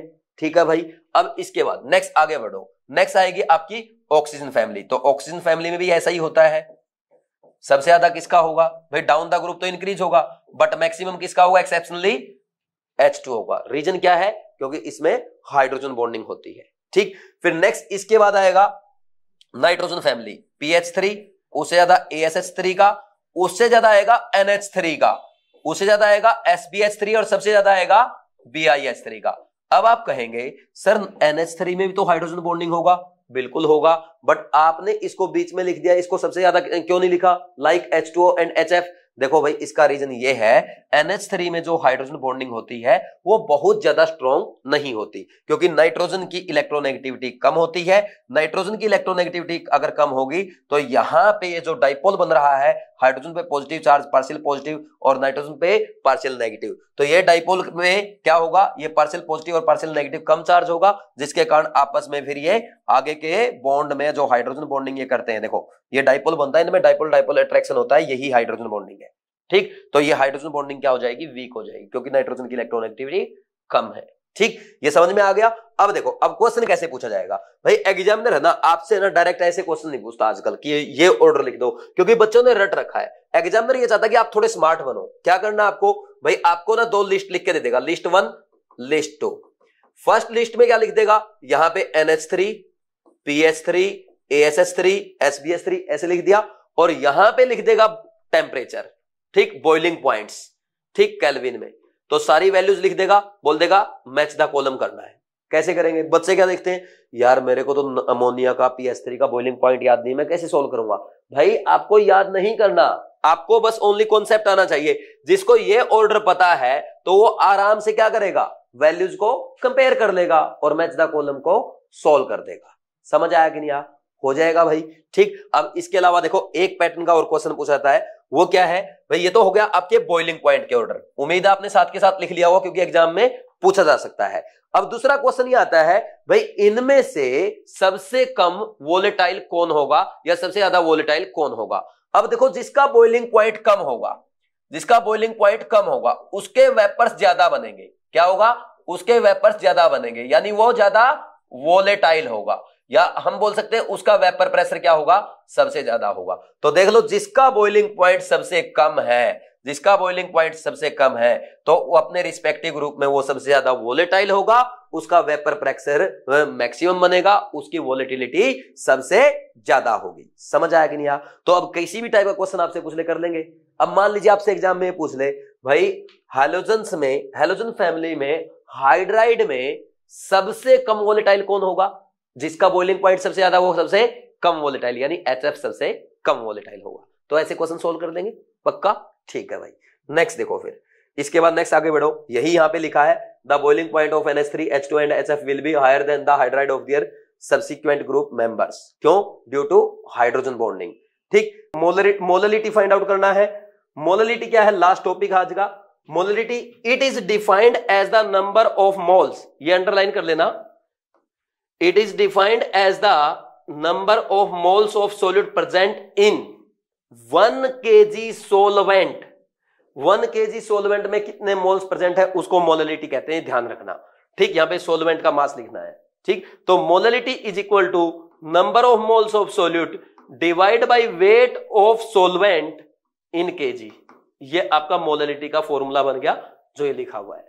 कर लेंगे या नहीं कर लेंगे? ये भी आप पहले ही पढ़ चुके हैं इनऑर्गेनिक केमिस्ट्री में। देखो भाई, ये डायमंड है और ये ग्रेफाइट है, तो आपको डायमंड में साफ साफ नजर आ रहा है, एक कार्बन जो है कितने कार्बन से जुड़ा हुआ है? 4 कार्बन से जुड़ा हुआ है। इसलिए इसका हाइब्रिडेशन क्या होगा? sp3 होगा। ठीक, फिर इसके बाद अगर करें बात करें ग्रेफाइट की, तो ग्रेफाइट में क्या होता है? एक कार्बन है ना, 3 कार्बन एटम से जुड़ा होता है, इसलिए हाइब्रिडेशन क्या आएगा ग्रेफाइट के केस में? sp2 आएगा। ठीक है भाई, sp2 हाइब्रिडेशन होगा और प्लेनर स्ट्रक्चर होगा, जबकि डायमंड में sp3 हाइब्रिडेशन होगा और टेट्राहेड्रल ज्योमेट्री होगी। ठीक, अब ध्यान देना मेरी एक बात में यहाँ पे भाई, इसमें ना एक इलेक्ट्रॉन क्या होता है? जैसे ये है आपका 2s2 2p2, ये होता है कार्बन का ग्राउंड स्टेट कॉन्फ़िगरेशन। तो जब एक इलेक्ट्रॉन को आप एक्साइट कराएंगे तो ये बन जाएगा ऐसे। यहाँ पे 3, तो इसने क्या किया? दूसरे कार्बन के साथ सिग्मा बॉन्ड बना लिए, तो ये एक बचता है मोबाइल पाई इलेक्ट्रॉन। जो ग्रेफाइट की एक सीट से दूसरी सीट पे मूव करता रहता है और इसी मोबाइल पाई इलेक्ट्रॉन के कारण ग्रेफाइट सॉफ्ट होता है और इलेक्ट्रिसिटी को कंडक्ट करता है। समझ आया कि नहीं? यही बात यहाँ पे लिखी हुई है, ये ऑलरेडी पहले भी आप कहां पे पढ़ चुके हैं, इनऑर्गेनिक में पढ़ चुके हैं, फिर से मैंने एक बार आपको रिपीट कर दिया। अब नेक्स्ट देखो, ये वाला मोल कॉन्सेप्ट का क्वेश्चन है। ये देखो इस पैटर्न के क्वेश्चन एनसीईआरटी में है बट डायरेक्ट ये क्वेश्चन नहीं है। तो ये क्वेश्चन अगर आप नीचे देखेंगे, नीचे हमने स्क्रीनशॉट दिए हैं 2 क्वेश्चन के, ये हमारे क्वेश्चन बैंक में सिमिलर पैटर्न के क्वेश्चन, जैसे फर्स्ट वाले में अगर आप देखें यहाँ पे 95% नहीं लिखा, बट इससे नेक्स्ट वाला जो क्वेश्चन आप देख रहे हैं उसमें देखो 95% लिखा हुआ है। तो दोनों क्वेश्चन को अगर मिक्स कर देंगे तो ये आपका क्वेश्चन बन जाएगा जो नीट 2022 में पूछा गया है। सेकंड कौन सा है? हैलोजिनेशन। देखो भाई यहाँ पे हैलोजिनेशन में क्या होगा भाई, हैलोजिनेशन में जब आप बेंजीन को हैलोजन के साथ रिएक्ट कराएंगे in presence of Lewis acid like anhydrous FeCl3, FeBr3 और AlCl3, इसमें जैसे मान लीजिए आपने Cl2 ले लिया तो भाई ये AlCl3 आपने एनहाइड्रस AlCl3 लुईस एसिड लिया है, ये क्या करेगा, यहां से ये जो Cl- है ये इसको एक्सेप्ट कर लेगा और यहाँ पे Cl+ क्या बन जाएगा, इलेक्ट्रोफाइल बन जाएगा और AlCl4- बनेगा। फिर ये Cl+ क्या करता है, बेंजीन रिंग पे अटैक करेगा, सॉरी बेंजीन रिंग Cl+ पे अटैक करेगा क्योंकि ये इलेक्ट्रोफाइल है, ठीक। तो इस पे अटैक करेगा, फिर आपको पता वही सिग्मा कॉम्प्लेक्स बनेगा। सिग्मा कॉम्प्लेक्स बनने के बाद यहाँ पे क्या होगा, फिर ये जो AlCl4- है ये H+ को यहाँ से रिलीज करेगा, ये कार्बन हाइड्रोजन यहाँ पे सिग्मा बॉन्ड पाई बॉन्ड बना लेगा, तो ये आपका क्या हो गया, आपका Cl का इलेक्ट्रोफिलिक सब्स्टिट्यूशन हो गया और क्या बन जाएगा, यहाँ से HCl + AlCl3 भाई ये आपको एज इट इज ऑब्टेन हो जाएगा। यानी यहाँ पे ये आप बोल सकते हैं किसका काम कर रहा है, कैटालिस्ट का काम कर रहा है, ठीक। फिर इसके बाद नेक्स्ट देखो, ये रिएक्शन हो गई। मैकेनिज्म हर जगह लिखने की जरूरत नहीं है, बस समझ लो। बाकी जो फॉर्मूला मैंने आपको लिखा है देखो एनसीईआरटी में उसी पैटर्न में लिखा हुआ है, ठीक। अच्छा कई बार ऐसा होता है यहाँ पे सोल्ट की कंसंट्रेशन लिखने की बजाय ना, जैसे आपको ये देगा भाई आपका ये बनेगा आपका एसिडिक बफर, ठीक। तो इसमें है ना कई बार यहाँ पे ना ये पीएच वाले फॉर्मूले में इक्वल टू pKa प्लस क्या करता है, log concentration of acetate ions. तो ये एसीटेट आयन की जो कंसंट्रेशन आप ले रहे हैं ना, तो ये किसकी आएगी, ये एक्चुअल में आपकी सोल्ट की आएगी, क्योंकि सोल्ट क्या होगा, कंप्लीटली डिसोसिएट होगा, ये तो क्या होगा, पार्शियल डिसोसिएट होगा, ठीक। तो यहाँ पे इसलिए ये क्या लिख सकता है, कंजुगेट बेस की कंसंट्रेशन भी यहाँ पे आपको लिख के दे सकता है। बोलो ये बात समझ में आई कि नहीं आई? आ गया भाई। तो हम सबसे पहले इसमें ना हम 4 कैटेगरी में डिवाइड करते हैं। तो फर्स्ट हम पढ़ रहे हैं इलास्टोमर्स। इलास्टोमर्स क्या होते हैं भाई, जिसमें क्या होगी, इलास्टिसिटी होगी, ठीक। तो ये इलास्टिक प्रॉपर्टी शो करते हैं। इसके एग्जांपल है भाई रबर्स हो गए, ठीक। अब इसमें एग्जांपल देख लो कौन सा है, जैसे बूना S है, बूना N है या नियोप्रिन एटसेट्रा, और इनके स्ट्रक्चर आप आगे देखेंगे। अभी आप ओनली एग्जांपल्स पढ़ रहे हो, कहीं सोचो कि सर तो भगा रहे हैं ऐसे ही, ठीक। अभी तो मैं ना आपको ना क्लासिफाई कर रहा हूं पॉलीमर्स को, ये इतने टाइप से आप क्लासिफाई कर सकते हो, ठीक। तो ये जरूर याद रखना कि इलास्टोमर में कौन से आ रहे हैं, ठीक। अब यहाँ पे पढ़ो, in these elastomeric polymers the polymer chains are held together by weakest intermolecular forces, these weak binding forces permit the polymer to be stretch. तो इनमें है ना क्या होता है भाई, जो इलास्टोमर्स होते हैं इनमें सबसे वीक फोर्सेज होते हैं, इसलिए इनको जब आप स्ट्रेच करेंगे ना तो ये ऐसे इलास्टिक की तरह बन जाएंगे, ठीक। तो इनके एग्जाम्पल आपने देख ही लिया, याद रखने हैं, Buna S, Buna N, neoprene etcetera. Next है fibres. Fibres are the thread forming solids which possesses high tensile strength and high modulus. These characteristics can be attributed to the strong intermolecular forces like hydrogen bonding. These strong forces also lead to the close packing of chains and thus impart crystalline nature. The example are polyamides, that is nylon 6,6, polyester, terylene, etc. तो अब इसमें देखो भाई क्या है, यहाँ पे fibres आ गए। अब आपने देखा था भाई जो आपके इलास्टोमर्स है उनमें वीक इंटरमोलिकुलर फोर्सेज थे, तो ये वीक इंटरमोलिकुलर फोर्सेज पता कौन से होते हैं, ये होते हैं आपके वीक वांडरवाल फोर्सेज, है ना, वांडरवाल फोर्सेज होते हैं, ठीक। और यहाँ पे फाइबर्स में कौन से आ गए, बेशक साइड में लिख लेना, इसमें कौन से आ गए, इनसे स्ट्रॉन्ग फोर्स आएंगे, कौन से, हाइड्रोजन बॉन्डिंग, और ये थोड़े से वांडरवाल फोर्सेज से स्ट्रॉन्ग फोर्स होते हैं, इसलिए क्या होगा भाई, इन स्ट्रॉन्ग फोर्सेज के कारण इनकी क्रिस्टलाइन नेचर होती है, ठीक। एग्जाम्पल आपने देख लिया कौन सा, नायलॉन 6,6, पॉलिएस्टर एटसेट्रा। पॉलिएस्टर का जो टेरिलिन का स्ट्रक्चर है वो आप आगे देखेंगे। यहाँ पे नायलॉन 6,6 मेरे ख्याल में 3rd बार रिपीट हो गया भाई यहाँ पे, ठीक। तो इसमें देखो नाइट्रोजन किससे जुड़ा है, हाइड्रोजन से, तो यहाँ पे हाइड्रोजन पे क्या आएगा, पॉजिटिव चार्ज आएगा, और फिर यहाँ पे ना दूसरी यूनिट जो होगी इसके ऊपर ऐसे, तो इस पे क्या होगा भाई, ये क्या है भाई NH, यहाँ पे CONH बॉन्ड है, इनमें अमाइड लिंकेज होता ना, तो अब यहाँ पे ये जो है इस पे क्या आएगा, डेल माइनस आएगा ऑक्सीजन पे और कार्बन पे डेल प्लस, तो यहाँ पे आपस में फोर्स ऑफ अट्रैक्शन कौन सा होगा, हाइड्रोजन बॉन्डिंग। तो इनमें ऐसे हाइड्रोजन बॉन्डिंग पाई जाती है, तो इनकी जो स्टेट चेंज बनेंगी इनमें ऐसे हाइड्रोजन बॉन्डिंग होगी। बोलो कोई डाउट है क्या? तो ये फाइबर्स हो गए। इसके बाद नेक्स्ट आपका आता है थर्मोप्लास्टिक पॉलीमर्स। तो ये क्या है, इसमें पढ़ो, दीज आर द लीनियर और slightly branch long chain molecules capable of repeatedly softening on heating and hardening on cooling. तो ये ऐसे पॉलीमर होते हैं अगर आपने थोड़ी सी हीट दी तो सॉफ्ट हो जाएंगे और कूल कर दिया तो वापस हार्ड हो जाएंगे। These polymers possesses intermolecular forces of attraction intermediate between elastomers and fibers. Some common thermoplastics are polythene, polystyrene, polyvinyls, etc. यानी इनके जो फोर्सेज होते हैं ना वो क्या है, फाइबर से तो वीक होते हैं बट इलास्टोमर से स्ट्रॉन्ग होते हैं। जैसे एग्जांपल आ गया भाई पॉलीथीन है, जो पॉलीथीन बैग आप लेके आते हैं, ठीक, तो उसको अगर ऐसे स्ट्रेच करोगे ना उतना स्ट्रेच नहीं होगा जो नॉर्मल रबर अपना स्ट्रेच हो जाता है। नॉर्मल रबर क्या है, इलास्टोमर है, ठीक, वो तो ज्यादा स्ट्रेच हो जाएगा बट पॉलीथीन इतना स्ट्रेच नहीं होगा। इसलिए क्या है, थर्मोप्लास्टिक पॉलीमर जो पॉलीथीन है उसमें क्या है, उसके फोर्सेज क्या, इलास्टोमर से स्ट्रॉन्ग फोर्सेज है बट फाइबर से क्या होते हैं, वीक फोर्सेज होते हैं, ठीक। फिर इसके बाद और एग्जांपल पॉलीस्टाइरीन हो गया, पॉलीविनाइल एटसेट्रा। नेक्स्ट है thermosetting polymers. These polymers are cross-linked or heavy branch molecules which on heating undergo extensive cross-linking in molds and again become infusible. These cannot be reused. Some common example are bakelite, urea, formaldehyde resin, etc.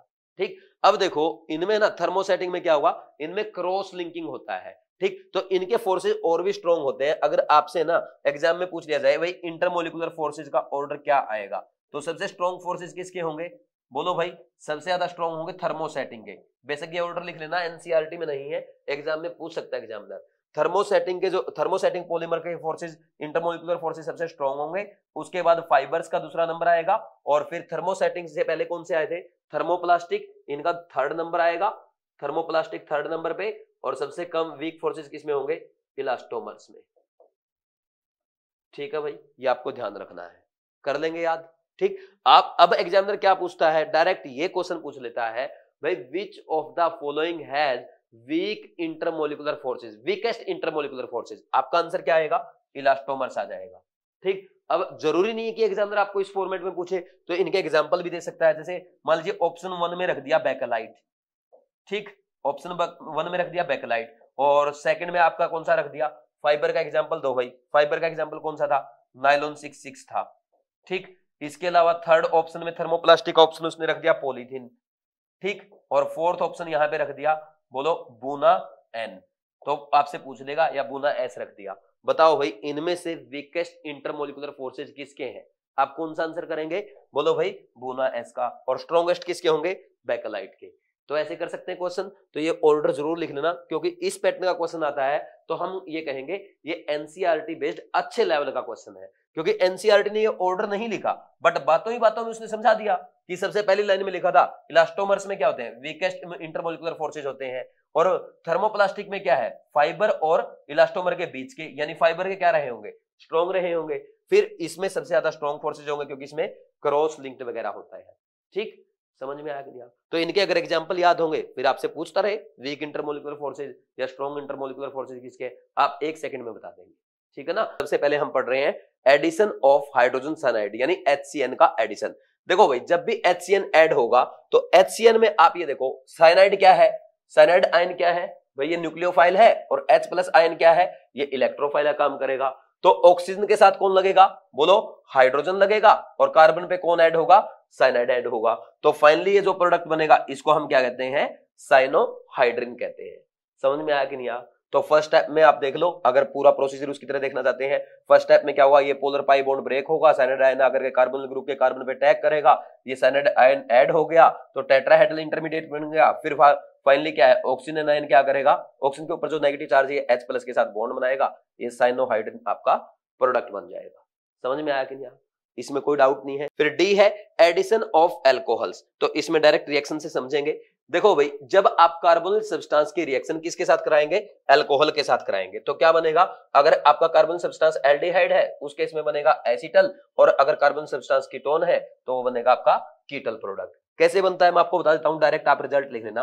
देखो ये है भाई, यहाँ पे carbonyl substance है, इसकी reaction alcohol के साथ कराएंगे तो क्या होगा, यहां से 2 अल्कोहल के मॉलिक्यूल है तो भाई यहां से क्या होगा, वाटर एलिमिनेट होगा, और वाटर एलिमिनेट होने के बाद ये जो आपका प्रोडक्ट बनेगा, एल्डिहाइड के केस में इसमें इसको कहेंगे एसिटल और कीटोन के केस में कहेंगे कीटल।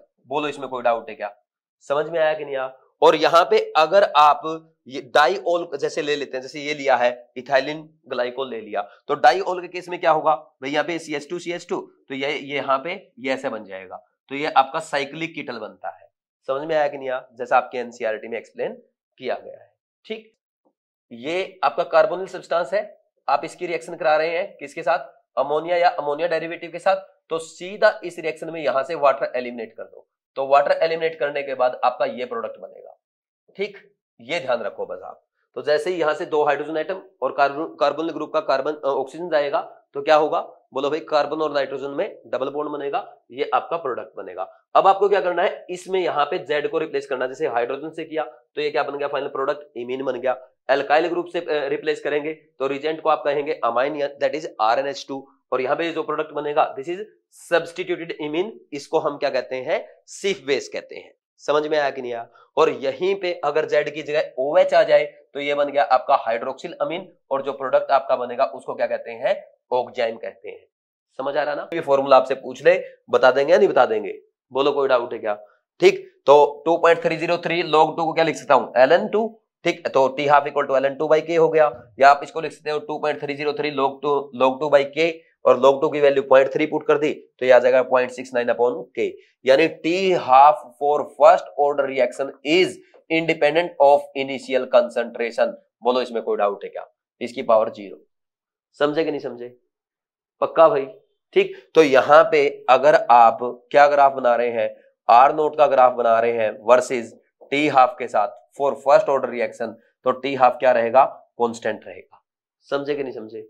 ठीक, हो जाएगा भाई। Zero order reaction means that rate of the reaction is proportional to 0 power of the concentration of the reactant, या आप बोल सकते हैं जीरो ऑर्डर रिएक्शन उसे कहते हैं जिसमें रेट ऑफ रिएक्शन क्या होगा, independent of concentration of reactant होता है। तो जैसे देखो ये रिएक्शन है, ये आपकी जीरो ऑर्डर रिएक्शन है, इसलिए आप रेट क्या लिखेंगे, rate is equal to K into concentration of R की power 0, that is R is equal to K। तो ये हो गया पूरा रिवीजन। फिर वापिस आ जाओ भाई इसके बाद आगे, ये देखो stereo isomers related to each other as non superimposable mirror image are called enantiomer, यानी जो आपके ऑप्टिकली एक्टिव आइसोमर एक दूसरे की non superimposable mirror image होते हैं उनको हम क्या कहते हैं, इनएंशियोमर्स कहते हैं। और इनएंशियोमर्स की खास बात क्या होती है भाई, उनकी फिजिकल प्रॉपर्टीज सेम होती है, जैसे मेल्टिंग पॉइंट है, बॉइलिंग पॉइंट है, रिफ्रैक्टिव इंडेक्स एटसेट्रा, तो इनकी फिजिकल प्रॉपर्टी सेम होती है, बट इनमें डिफरेंस क्या होता है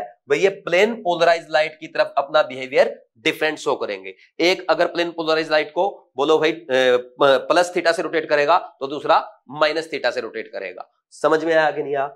फिर इसके बाद नेक्स्ट देखो भाई, a mixture containing two enantiomer in equal proportion will have zero optical rotation as the rotation due to one isomer will be cancelled by the rotation due to other isomer, such a mixture is known as racemic mixture और racemic modification. तो इसमें यह बताया गया है भाई, जैसे आपके है ना, हमने क्या ले लिया, 2 आइसोमर ले लिए, ठीक, 2 इनएंशियोमर ले लिए, एक होगा D और एक होगा L, इसका आपने 50% मिक्सर ले 50% D लिया है, 50% L लिया है, तो ये नेट रोटेशन कितना करेगा, प्लस थीटा, ये नेट रोटेशन कितना करेगा, माइनस थीटा, तो ओवरऑल मिक्सर का टोटल रोटेशन कितना आएगा, 0 डिग्री। तो इसको हम क्या कहते हैं, this is known as racemic mixture और रेसमिक मॉडिफिकेशन।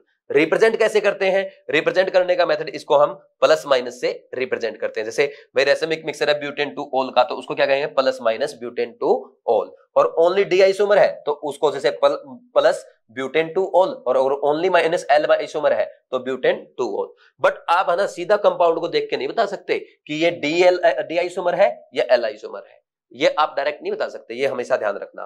ठीक, फिर नेक्स्ट लिखा था process of conversion of enantiomer into a racemic mixture is known as racemization. देखो भाई, एक जब आप है ना इनएंशियोमर को किस में कन्वर्ट करते हैं, रेसमिक मिक्सर में कन्वर्ट करते हैं, तो उस प्रोसेस को क्या कहते हैं, रेसमाइजेशन कहते हैं। जैसे मान लीजिए भाई आपको है ना यहाँ पे एक डी आइसोमर दिया है, ठीक, यहाँ पे आपका ये कार्बन है टर्सरी, ठीक, तो इस कार्बन में ये तीनों ग्रुप अलग अलग है, ये अल्काइल हैलाइड है, SN1 रिएक्शन कराएंगे तो मैंने आपको बोला था रेसमाइजेशन होगा, डी आइसोमर भी बनेगा और एल आइसोमर भी बनेगा। तो इस प्रोसेस को क्या कहते हैं? रेसमाइजेशन कहते हैं। समझ आया ना रेसमाइजेशन क्या है? सेकेंडरी हैलाइड जो है, प्राइमरी हैलाइड जो है, इनमें सबसे ज्यादा रिएक्टिविटी किसकी होगी? SN1 की तरफ, टर्सरी हैलाइड की, और सबसे कम होगी प्राइमरी हैलाइड की, और उससे भी कम होगी मिथाइल हैलाइड की। मिथाइल हैलाइड तो ये रिएक्शन देंगे ही नहीं, ठीक, मिथाइल हैलाइड में रिएक्शन होगी नहीं, ठीक, होगी तो बहुत ही कम, मतलब नेग्लिजिबल होगी। जैसे आपकी SN2 क्या थी? टर्सरी हैलाइड के केस में नेग्लिजिबल थी। तो दोनों में उल्टा होता है। समझ आ गया? फिर इसके बाद नेक्स्ट देखो भाई, यहां पे जो कार्बोकेटायन फॉर्म हुआ है, कार्बोकेटायन जो फॉर्म हुआ है ये कैसा है भाई? ये आपका प्लेनर मॉलिक्यूल है। अब न्यूक्लियोफाइल क्या है? इसमें आकर के ऊपर से भी अटैक कर सकता है और इसमें आकर के नीचे से भी अटैक कर सकता है, क्योंकि हमारा जो अल्काइल है, यहाँ पे कार्बोकेटायन फॉर्म हुआ है वो प्लेनर होता है, वो इस प्लेन में है। तो यहाँ पे आपका न्यूक्लियोफाइल ऊपर से भी अटैक कर सकता है, नीचे से भी अटैक कर सकता है। तो देखो इस रिएक्शन में क्या होगा मैं आपको बता देता हूं, यहाँ पे समझना भाई अच्छे से। देखो मान लीजिए ये अलग अलग ग्रुप है, जैसे मान लीजिए यहाँ पे ये CH3 है, ये C2H5 है, और यहाँ पे ये मान लीजिए C3H7 है, ये अलग अलग ग्रुप हो गए सारे। तो अब ये क्या हो गया भाई? यहाँ पे ये आपका कार्बन क्या रहता? कायरल कार्बन रहता। तो अब इसमें जब ऊपर से अटैक करेगा तो आपका अलग आइसोमर बनेगा, और जब नीचे से अटैक करेगा तो अलग आइसोमर बनेगा। तो इसमें आपका रेसमिक मिक्सर बनता है, ठीक, रेसमिक मिक्सर बनेगा, यानी यहां पे D एंड L आइसोमर बनेंगे। यानी अगर आपका ये कार्बन जो है, जो अल्काइल हैलाइड से जुड़ा हुआ हैलोजन एटम से जुड़ा कार्बन है, अगर वो कायरल कार्बन है तो जो प्रोडक्ट बनेगा उसमें 2 आइसोमर बनेंगे, एक तो D एंड एक L। और इसमें है ना, इन जो रिटेंशन का प्रोडक्ट होता है वो क्या बनता है? थोड़ा सा ज्यादा अमाउंट में बनता है। रिटेंशन का प्रोडक्ट इन्वर्जन से ज्यादा अमाउंट में बनेगा। अब रिटेंशन का मतलब क्या है? जैसे मान लीजिए भाई यहाँ पे कायरल सेंटर था, तो यहाँ पे ये मान लीजिए R आइसोमर था, तो जो प्रोडक्ट आपका फॉर्म होगा उसमें R की अमाउंट S से थोड़ी सी ज्यादा होगी। समझ में आया कि नहीं? ऐसा क्यों? सॉरी मैंने उल्टा बोल दिया क्या? रिटेंशन का नहीं, इन्वर्जन का उल्टा बनेगा, इन्वर्जन का ज्यादा बनेगा, मैंने उल्टा बोल दिया। तो इसमें ना जो रिटेंशन और इन्वर्जन का प्रोडक्ट बनेगा तो उसमें इन्वर्जन के प्रोडक्ट की अमाउंट रिटेंशन के प्रोडक्ट से ज्यादा होगी। अब ऐसा क्यों होता है?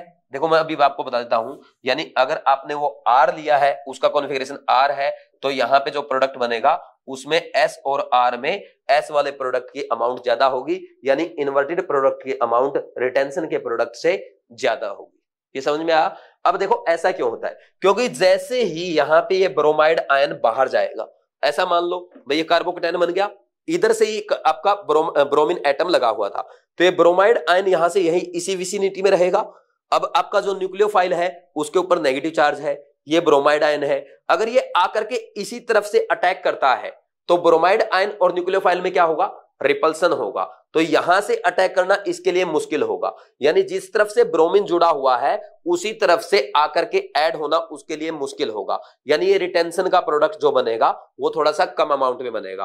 बट अपोजिट तरफ से, अपोजिट साइड से क्या है भाई? उधर से कोई नहीं है, खाली है, इधर से आकर के इजिली अटैक कर देगा। तो ये जो प्रोडक्ट बनेगा अपोजिट साइड से अटैक करके ये इन्वर्जन का प्रोडक्ट बनता है, और ये थोड़ा ज्यादा अमाउंट में बनता है। और इन्वर्जन और रिटेंशन के प्रोडक्ट के बारे में हम आगे भी बात करेंगे। बस यहाँ पे तो आप ये ध्यान रखो, अगर आपका कायरल कार्बन है अल्काइल हैलाइड में, तो और कौन सा कार्बन? जिससे आपका हैलोजन एटम जुड़ा है, ओनली उसकी बात करेंगे, कहीं किसी और कार्बन की भी बात कर दो। ये भी एनसीईआरटी में एक एग्जांपल है, मैं अभी आपको आगे कराऊंगा। तो इसमें देखो भाई क्या होगा, इन्वर्जन का प्रोडक्ट थोड़ा सा रिटेंशन के प्रोडक्ट से ज्यादा बनता है।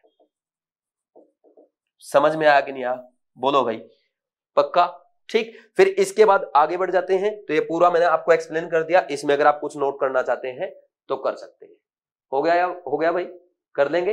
फिर इसके बाद नेक्स्ट देखो, तो ये मैं आपको डिटेल में एक एक पॉइंट बताने वाला हूं। फिर इसके बाद अगर आप चाहें तो एनसीईआरटी पढ़ सकते हैं, वैसे जब मैं आपको एक्सप्लेन कर दूंगा उसके बाद एनसीईआरटी पढ़ने की कोई जरूरत नहीं पड़ेगी। फिर भी अगर आप पढ़ते हैं तो बहुत अच्छी बात है, आपको पढ़ने में इंटरेस्ट भी आएगा। अब देखो यहाँ पे एक्चुअल में क्या हो रहा है। देखो भाई ये है मिथाइल क्लोराइड, तो मिथाइल क्लोराइड में ये कार्बन हाइड्रोजन बॉन्ड क्या है? पोलर बॉन्ड है। क्यों? क्योंकि यहाँ पे क्लोरीन पे क्या होगा? पार्शियल नेगेटिव चार्ज, और कार्बन पे क्या होगा? Partial positive charge. अब देखो ये क्या है, ये भाई आपका हाइड्रोक्साइड आयन है, इस पे नेगेटिव चार्ज है, कार्बन पे पार्शियल पॉजिटिव चार्ज है, तो ये इसकी तरफ अट्रैक्ट होगा, और जब ये इसकी तरफ अट्रैक्ट होगा तो फोर्स ऑफ अट्रैक्शन की वजह से क्या होगा, एनर्जी प्रोड्यूस होगी, और उस एनर्जी प्रोड्यूस होने की वजह से यहाँ पे carbon hydrogen polar bond break होगा। तो ये जैसे ही बॉन्ड ब्रेक होगा तो यहाँ पे क्लोराइड आयन का फॉर्मेशन होता है, और ये प्रोडक्ट आपका बन जाएगा मेथेनॉल। समझ में आया कि नहीं? अब एक्चुअल में इस रिएक्शन में क्या हो रहा है, देखो जब यहां पे ये हाइड्रोक्साइड आयन इस कार्बन को अप्रोच कर रहा है तो यहां पे इसमें तो फोर्स ऑफ अट्रैक्शन डेवलप हो रहे हैं, और कार्बन हाइड्रोजन बॉन्ड यहां पे ब्रेक हो रहा है, तो ये एक साथ चलती है प्रोसेस। तो जब आपकी ये इंटरमीडिएट स्टेट बनती है, जिसको हम ट्रांजिशन स्टेट भी कहते हैं, तो इसमें ऐसा लगता है ये कार्बन यहां पे 3 हाइड्रोजन एटम, एक क्लोरीन एटम और एक यहाँ पे OH से जुड़ा हुआ है, यानी ऐसा लगता है यहाँ पे कार्बन की वैलेंसी 5 है, और इसको हम कहते हैं पेंटावैलेंट कार्बन। तो देखो भाई ये इस स्टेट में तो नहीं रह सकता, क्योंकि आपको पता है कार्बन की मैक्सिमम वैलेंसी कितनी है, 4 है। तो यहाँ पे क्या होगा, कार्बन हाइड्रोजन बॉन्ड ब्रेक होगा, कार्बन ऑक्सीजन बॉन्ड का फॉर्मेशन होगा, और उससे आपके प्रोडक्ट बनेंगे मेथेनॉल और क्लोराइड आयन। समझ में आया कि नहीं?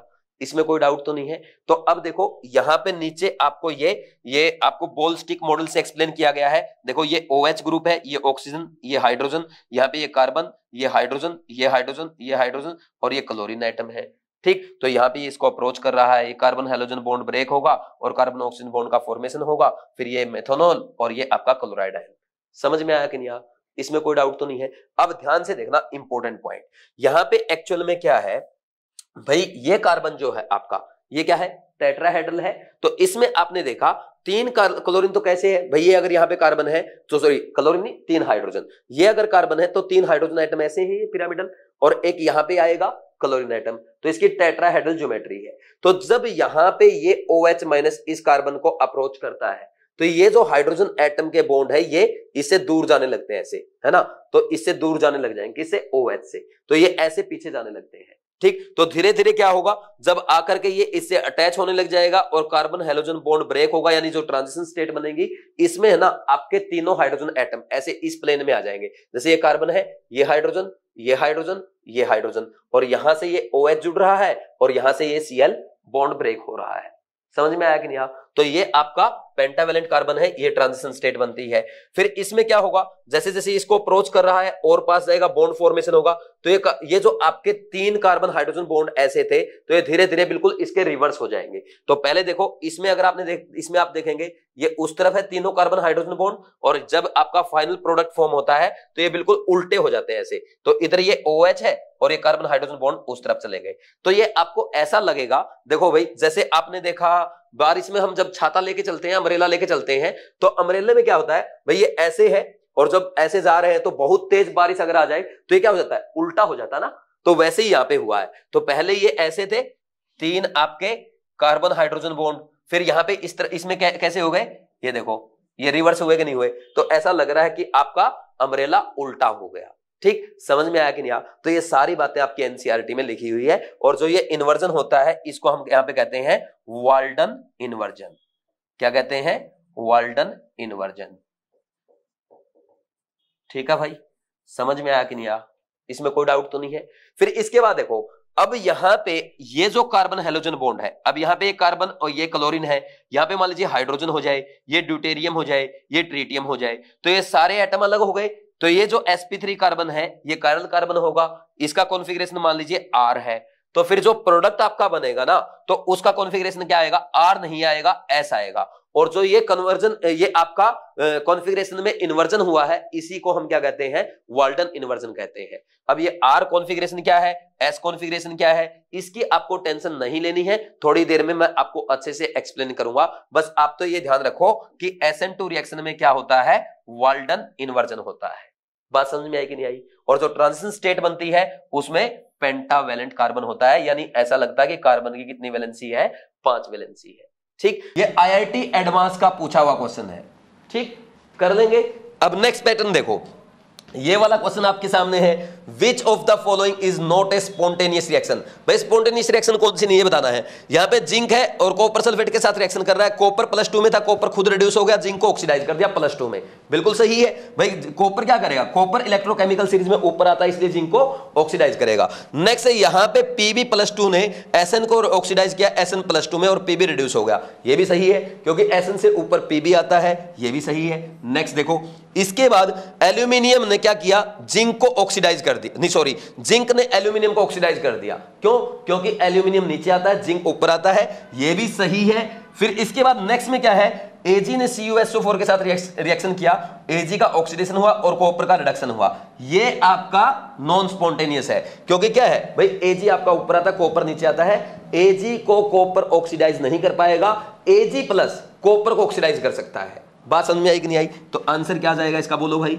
आंसर आपका फोर्थ आ जाएगा। उसने पूछा नॉट ए स्पॉन्टेनियस रिएक्शन, तो कौन सी नहीं है, फोर्थ है। एक इस पैटर्न के क्वेश्चन आपसे पूछे जाते हैं तो आप इनको नोट डाउन कर सकते हैं। फिर इसके बाद नेक्स्ट देखो, cross aldol condensation. Cross aldol, when aldol condensation is carried out between two different aldehyde और ketone, it is called cross aldol condensation. If both of them contain alpha hydrogen atom, it gives a mixture of 4 product. तो जब आप different aldehyde या different ketone या aldehyde और ketone एक साथ react करवाते हैं तो उस केस में क्या होगा भाई, वहां पे आपका क्रॉस एल्डोल कंडेंसेशन होगा। तो देखो, अगर आपके दोनों कार्बन सब्सटेंस के पास अल्फा H प्रेजेंट है तो आपका एक तो इनका सेल्फ प्रोडक्ट बनेगा दोनों का, ठीक, और एक इनका दोनों का क्रॉस प्रोडक्ट बनेगा। तो टोटल 4 प्रोडक्ट बनते हैं। कैसे भाई, आपने एसिड एल्डिहाइड का यहां पे ये आपने सेल्फ प्रोडक्ट देख लिया और इसका जो सेल्फ प्रोडक्ट बनेगा वो ये वाला बनेगा।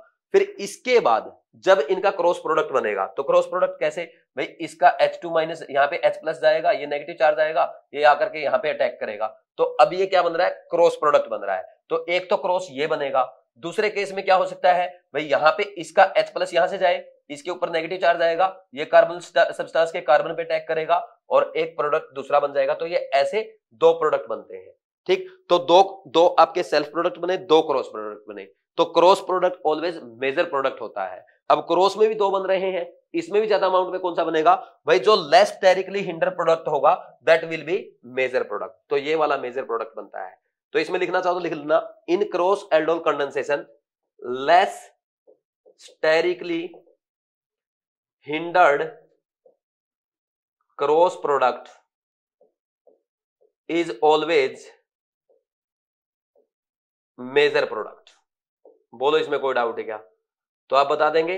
देखो भाई, क्रॉस एल्डोल कंडेंसेशन में जो लेस स्टेरिकली हिंडर्ड प्रोडक्ट बनेगा वो हमेशा क्या होगा, मेजर प्रोडक्ट होगा। बोलो इसमें कोई डाउट तो नहीं है, पक्का। फिर इसके बाद नेक्स्ट आगे बढ़ जाए तो आपने देखा भाई, ये जो क्रॉस प्रोडक्ट बने थे इन दोनों में यहाँ पे देखो ये ब्रांचिंग आ गई, ब्रांचिंग के कारण यहाँ पे क्या होगा, इसमें बोलो भाई स्टेरिक हिंड्रेंस होगी, बट इसमें ब्रांचिंग नहीं है तो इसमें स्टेरिक हिंड्रेंस कम होगी। तो ये less sterically hindered cross product है तो ये मेजर प्रोडक्ट है। इसमें कोई डाउट नहीं होना चाहिए, कर लेंगे ऐसे, ठीक। और वैसे भी अगर आप चेक करना चाहो ना, ऐसे बनाना चाहो मैकेनिज्म से, तो आप एक बात बताओ, इन दोनों में ज्यादा एसिडिक एच किसका होगा? सोचो भाई, क्रॉस प्रोडक्ट मेजर प्रोडक्ट बनाना है तो जिसका एसिडिक एच ज्यादा होगा वो पहले रिलीज होगा। तो इसमें ना यहाँ पे एक CHO ग्रुप लगा, इसमें भी एक CHO ग्रुप लगा अल्फा कार्बन के, और इसमें ये एक मिथाइल ग्रुप और लगा है। तो मिथाइल ग्रुप प्लस आया काम करेगा, इसलिए इसके एसिडिक एच को क्या करेगा, इसकी एसिडिक स्ट्रेंथ को, अल्फा एच की एसिडिक स्ट्रेंथ को डिक्रीज करेगा, इसलिए ये वाला अल्फा एच ज्यादा एसिडिक होगा। तो यहां से क्या होगा, बोलो भाई H+ एनायन रिलीज होगा, जिसके कारण क्या होगा, यहाँ पे एनायन बनेगा और ये आकर के इस अल्फा कार्बन, इस कार्बन ग्रुप के कार्बन पे अटैक करेगा। तो फिर यहाँ पे जब ये अटैक करेगा तो ऐसा प्रोडक्ट बनेगा, देखो ये प्रोडक्ट बनेगा, ये O-, ये H और ये CH2 CHO, ठीक। फिर वाटर से H+ एक्सेप्ट करेगा, ये बन गया एल्डोल प्रोडक्ट, और यहां से ये जाएगा H+। तो जैसे ही H+ जाएगा यहां से ये क्या बन जाएगा, वाटर रिलीज होने के बाद कंडेंसेशन से ये बन गया अल्फा बीटा अनसैचुरेटेड एल्डिहाइड, ठीक। ये बन गया आपका फाइनल प्रोडक्ट जो कि मेजर प्रोडक्ट बन रहा है।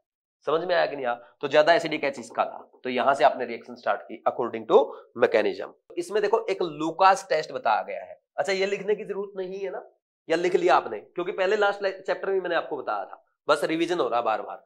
अब देखो इसमें क्या है, लूकास टेस्ट में देखो भाई, अल्कोहल की रिएक्शन जब आप किसके साथ कराते हैं, बोलो भाई concentrated HCl plus anhydrous ZnCl2 के साथ, ठीक, जिसको हम क्या कहते हैं, लूकास रीजेंट कहते हैं।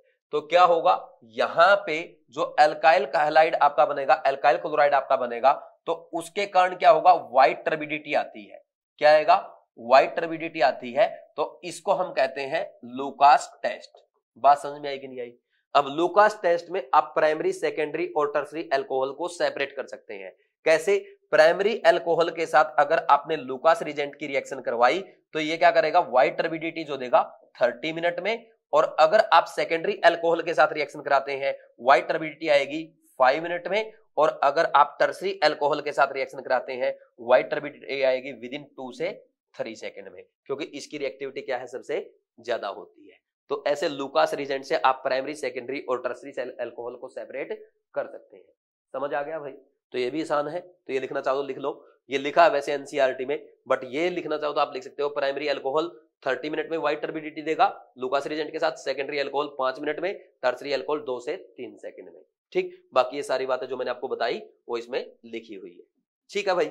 अब देखो भाई, यहां पे देखना, R इज इक्वल टू 52.9, ठीक, एन स्क्वायर इंटू में एन स्क्वायर आप ये लिख रहे हैं, ये आ रहा है आपका हाइड्रोजन के लिए जिसका Z1 है। इसके अलावा हीलियम प्लस है, लिथियम 2 प्लस है, बेरिलियम 3 प्लस है, तो और जो हाइड्रोजन लाइक स्पीसीज है उनके लिए फॉर्मूला बन जाएगा ये वाला। तो ये फॉर्मूला जब आप अप्लाई करेंगे, यहाँ पे n क्या है, n आपका प्रिंसिपल क्वांटम नंबर है और Z है एटॉमिक नंबर, तो यहाँ पे आपका पिकोमीटर में रेडियस आ जाएगी, और अगर आप ऐसे लिखते हैं 0.529 n स्क्वायर अपॉन Z, ये आपका एंगस्ट्रॉम में आंसर आ जाएगा। तो ये आपको ध्यान रखने हैं जो डायरेक्ट आपके एग्जाम में क्वेश्चन सोल्व करने में काम आते हैं। ठीक है भाई, कर सकते हैं ऐसे सोल्व, कोई डाउट तो नहीं है? तो ये फॉर्मूला आप चाहे तो साइड में लिख सकते हैं, लिख लेंगे। फिर इसके बाद आइडियल गैस इक्वेशन, भाई इन तीनों में आपने क्या पढ़ा? अभी सबसे पहले आपने कांस्टेंट टेम्परेचर और फिक्स अमाउंट ऑफ गैस के लिए क्या पढ़ा? Volume inversely proportional to pressure है। कांस्टेंट प्रेशर और नंबर फिक्स मास के लिए आपने क्या पढ़ा? Volume directly proportional to temperature है, चार्ल्स लॉ। और कांस्टेंट टेम्परेचर और प्रेशर पे आपने पढ़ा वॉल्यूम डायरेक्टली प्रोपोर्शनल टू, बोलो भाई, number of moles of gas है। तो यहां से आपने क्या लिख दिया? V directly proportional to number of moles into temperature and inversely proportional to pressure. तो यहां से इसको प्रोपोर्शनलिटी को हटाने के लिए यहाँ पे क्या लिख दिया? एक कांस्टेंट लिख दिया, दैट इज R। R को आप क्या बोलते हैं? Universal gas constant. तो यहां से आपकी इक्वेशन बन जाती है PV इक्वल टू nRT। ये है आपकी आइडियल गैस इक्वेशन। ठीक, तो अब इसको किसी भी फॉर्मेट में लिखते रहो, बस इसी के बेस पे आपके सारे क्वेश्चन सॉल्व होंगे। ठीक, समझ में आ गया? फिर इसके बाद आगे बढ़ जाए भाई, यहाँ पे लिखा R is universal gas constant, और इसको आप क्या बोलते हैं? और जो इक्वेशन लिखी इसको बोलते हैं आइडियल गैस इक्वेशन। अच्छा, यहाँ पे ना मैं एक एक लाइन नहीं पढ़ रहा एनसीईआरटी की। ठीक, तो आप बोलेंगे सर ये एक एक लाइन जैसे आप ऑर्गेनिक इनऑर्गेनिक में तो पढ़ रहे थे, फिजिकल में इतना नहीं पढ़ रहे। भाई जरूरत भी नहीं है। ठीक, जो बातें मैं बोल रहा हूं ना वो सारी लाइंस में लिखी हुई है, तो बार बार मैं इसको पढ़ूं फिर एक्सप्लेन करूं, उससे आपका और मेरा टाइम वेस्ट होगा। इसलिए जो इंपॉर्टेंट पॉइंट है उसको मैं हाईलाइट कर रहा हूं, साथ में पढ़ के भी बता रहा हूं, और जो बाकी की बातें है ना वो मैं आपको समझा रहा हूं, बस समझना काफी है। बिकॉज देखो फिजिकल केमिस्ट्री में ना एनसीईआरटी के आपको फॉर्मूले याद होने चाहिए, और एनसीईआरटी में आपके जो टॉपिक है वो आपको पता होने चाहिए, वहीं से आपके एग्जाम में क्वेश्चन पूछा जाएगा। कोई थियोरेटिकल पॉइंट अगर फिजिकल केमिस्ट्री में आएगा वो मैं आपको अलग से हाईलाइट कराऊंगा, पढ़ के बताऊंगा, आपको नोट कराऊंगा। ठीक, तो टेंशन मत लो। फिर नेक्स्ट देखो भाई, यहाँ पे R यानी यूनिवर्सल गैस कांस्टेंट की वैल्यू फाइंड आउट की गई है, जिसमें प्रेशर की यूनिट ली गई है पास्कल और वॉल्यूम की यूनिट यूज की गई है मीटर क्यूब। तो यहाँ पे वैल्यू क्या आ रही है? 8.314 pascal metre cube per kelvin per mole, जिसको आप जूल में लिख सकते हैं R equal to 8.314 joule per kelvin per mole. और अगर कैलोरी में लिखना तो कैसे लिखेंगे भाई? 1 कैलोरी आपको पता कितना होता है? 4.18 जूल के इक्वल होता है। तो इस वैल्यू को 4.18 से जब डिवाइड करेंगे तो R अप्रोक्स कितना आ जाएगा? 2 कैलोरी पर केल्विन पर मोल। और इसके अलावा एक वैल्यू और आप याद करेंगे, that is R equal to 0.0821 litre ATM per kelvin per mole. यानी जब प्रेशर को किस में यूज किया जाए? ATM में, और वॉल्यूम की यूनिट हो लीटर, तब कौन सी वैल्यू यूज करेंगे? 0.0821। तो ये तीनों वैल्यू विद यूनिट आपको याद होनी चाहिए, बिकॉज एग्जाम में या किसी भी क्वेश्चन को सोल्व करते टाइम जब आप R की वैल्यू पुट करेंगे तो वहां पे आपको यूनिट का ध्यान रखना है, जो यूनिट यूज कर रहे हैं उसी के अकॉर्डिंग आपको वैल्यू पुट करनी है। समझ में आया कि नहीं आया? इसमें कोई डाउट तो नहीं है? 3.5 calculate the EMF of the cell in which following reaction takes place. भाई इसमें क्या है? EMF of cell find out करना है। कैसे फाइंड आउट करेंगे?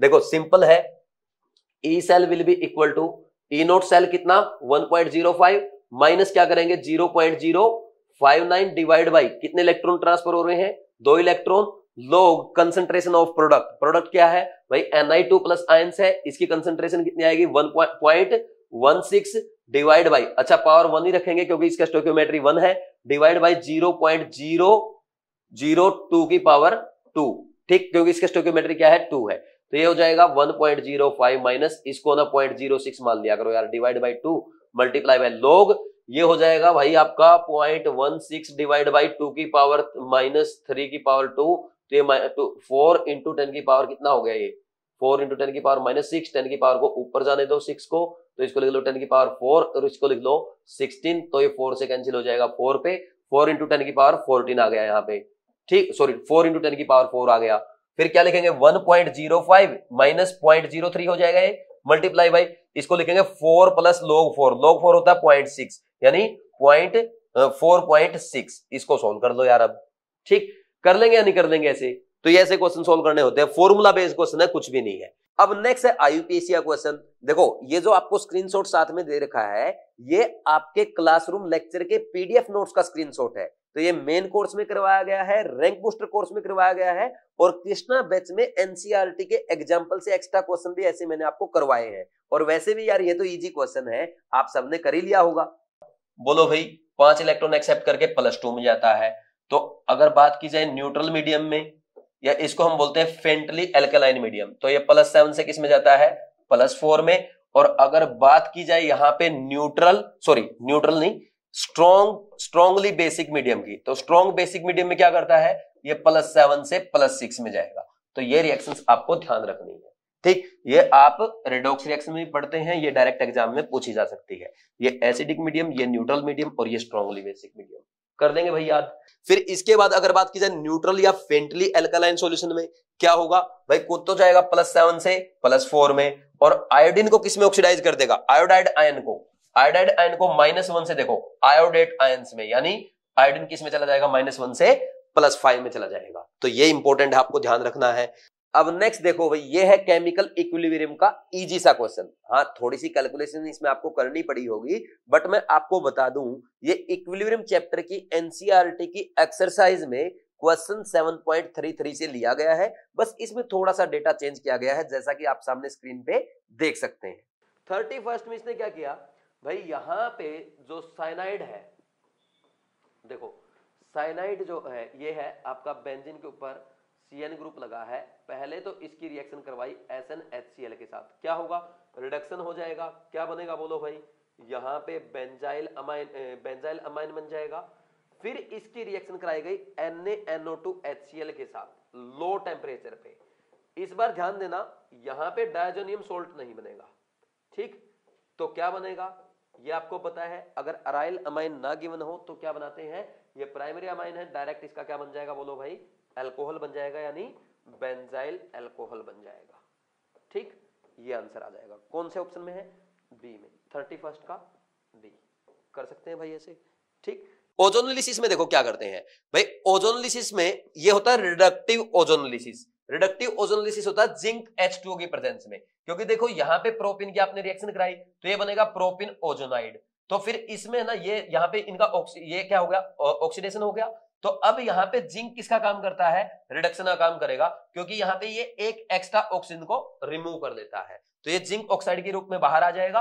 फिर यहाँ पे है ना, अब सिंपल मैं आपको सीधा प्रोडक्ट बनाना सिखा रहा हूं, उधर उसको छोड़ दो, अब इधर आ जाओ, यहाँ पे O3ZnH2 अगर आपको लिख के दे तो आप क्या करेंगे, कार्बन कार्बन डबल बॉन्ड को ब्रेक कर दो, तो जब ब्रेक करेंगे एक इस तरफ ऑक्सीजन एक उस तरफ ऑक्सीजन, एक तो बन जाएगा आपका इथेनॉल और दूसरा बन जाएगा आपका फॉर्मल्डिहाइड, ठीक। अब कई बार एग्जामिनर क्या करता है, आपसे उल्टी रिएक्शन पूछ लेता, उल्टी कैसे भाई, ये आपको प्रोडक्ट दे दिया, बोल दिया प्रोडक्ट अगर ओजोनोलिसिस में ये बने हैं तो रिएक्टेंट क्या रहा होगा, तो आप एक काम करना, इन दो ये ऑक्सीजन हटाना और इन दोनों कार्बन के डबल बॉन्ड बना देना, ठीक, जहां पे ऑक्सीजन लगे हैं तो आपका प्रोडक्ट बन जाएगा, ठीक। जैसे अब इस रिएक्शन में क्या होगा, यहाँ पे डबल बॉन्ड ब्रेक कर दो, ऑक्सीजन ऑक्सीजन आ जाएगा, ठीक, सीधा प्रोडक्ट बना दो, ये बन जाएगा एसीटोन, ये बन जाएगा फॉर्मल्डिहाइड, ठीक। तो उसमें ओजोनाइड वगैरह बनाने की जरूरत नहीं है आपको, है ना, बस एक बार देख लो ओजोनाइड बन रहा है। ओजोनाइड कैसे बन रहा है ये भी मैं आपको बता देता हूं भाई, जब क्योंकि आजकल एग्जामिनर क्या करता है, ये बीच वाला पूछ लेता है, बच्चे यार ये तो पढ़ा ही नहीं था, ये तो याद ही नहीं है। क्यों याद नहीं है भाई? एक काम करो, यहां से है ना ये कार्बन कार्बन बॉन्ड हटेगा, ये तो ब्रेक होना है, तो यहाँ पे ये ऑक्सीजन, इससे एक ऑक्सीजन जुड़ा, ये ऐसे जुड़ेंगे और दोनों एक कॉमन ऑक्सीजन से जुड़ जाएंगे, बन गया इंटरमीडिएट। कौन सी बड़ी कहानी है? मान लो एग्जामिनर ओजोन आईडी पूछ लेना कैसे बनेगा, बता देंगे। ठीक, तो मैंने आपको सबसे मेन फॉर्मूला बताया ना, आप तो इस पे सबसे ज्यादा फोकस करो, K equal to 2.303 upon T log R not upon R, ये सबसे ज्यादा याद करो आप, ये आएगा आपके हर जगह काम क्वेश्चन सोल्व करने में।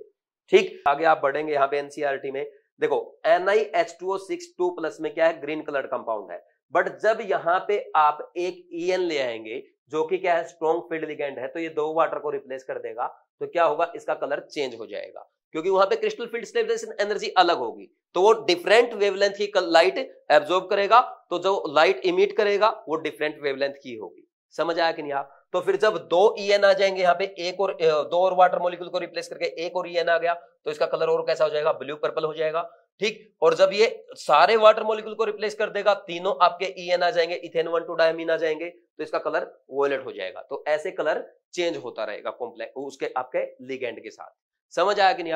तो ये इसमें एक्सप्लेन किया गया है। अब नेक्स्ट देखो भाई, आगे बढ़ने से पहले एक बार वापस आप लास्ट पेज पे चलेंगे और यहाँ पे एनसीईआरटी की टेबल 9.3 गिवन है, इसको हम अच्छे से समझेंगे क्योंकि यहाँ से आपके एग्जाम में अच्छे क्वेश्चन पूछे जा सकते हैं। अब देखो भाई, सबसे पहले मैंने आपको सिखाया as ligand strength increase, as ligand strength increase crystal field stabilisation energy increase, यानी T2G और EG ऑर्बिटल्स में एनर्जी गैप क्या होगा, इंक्रीज होगा।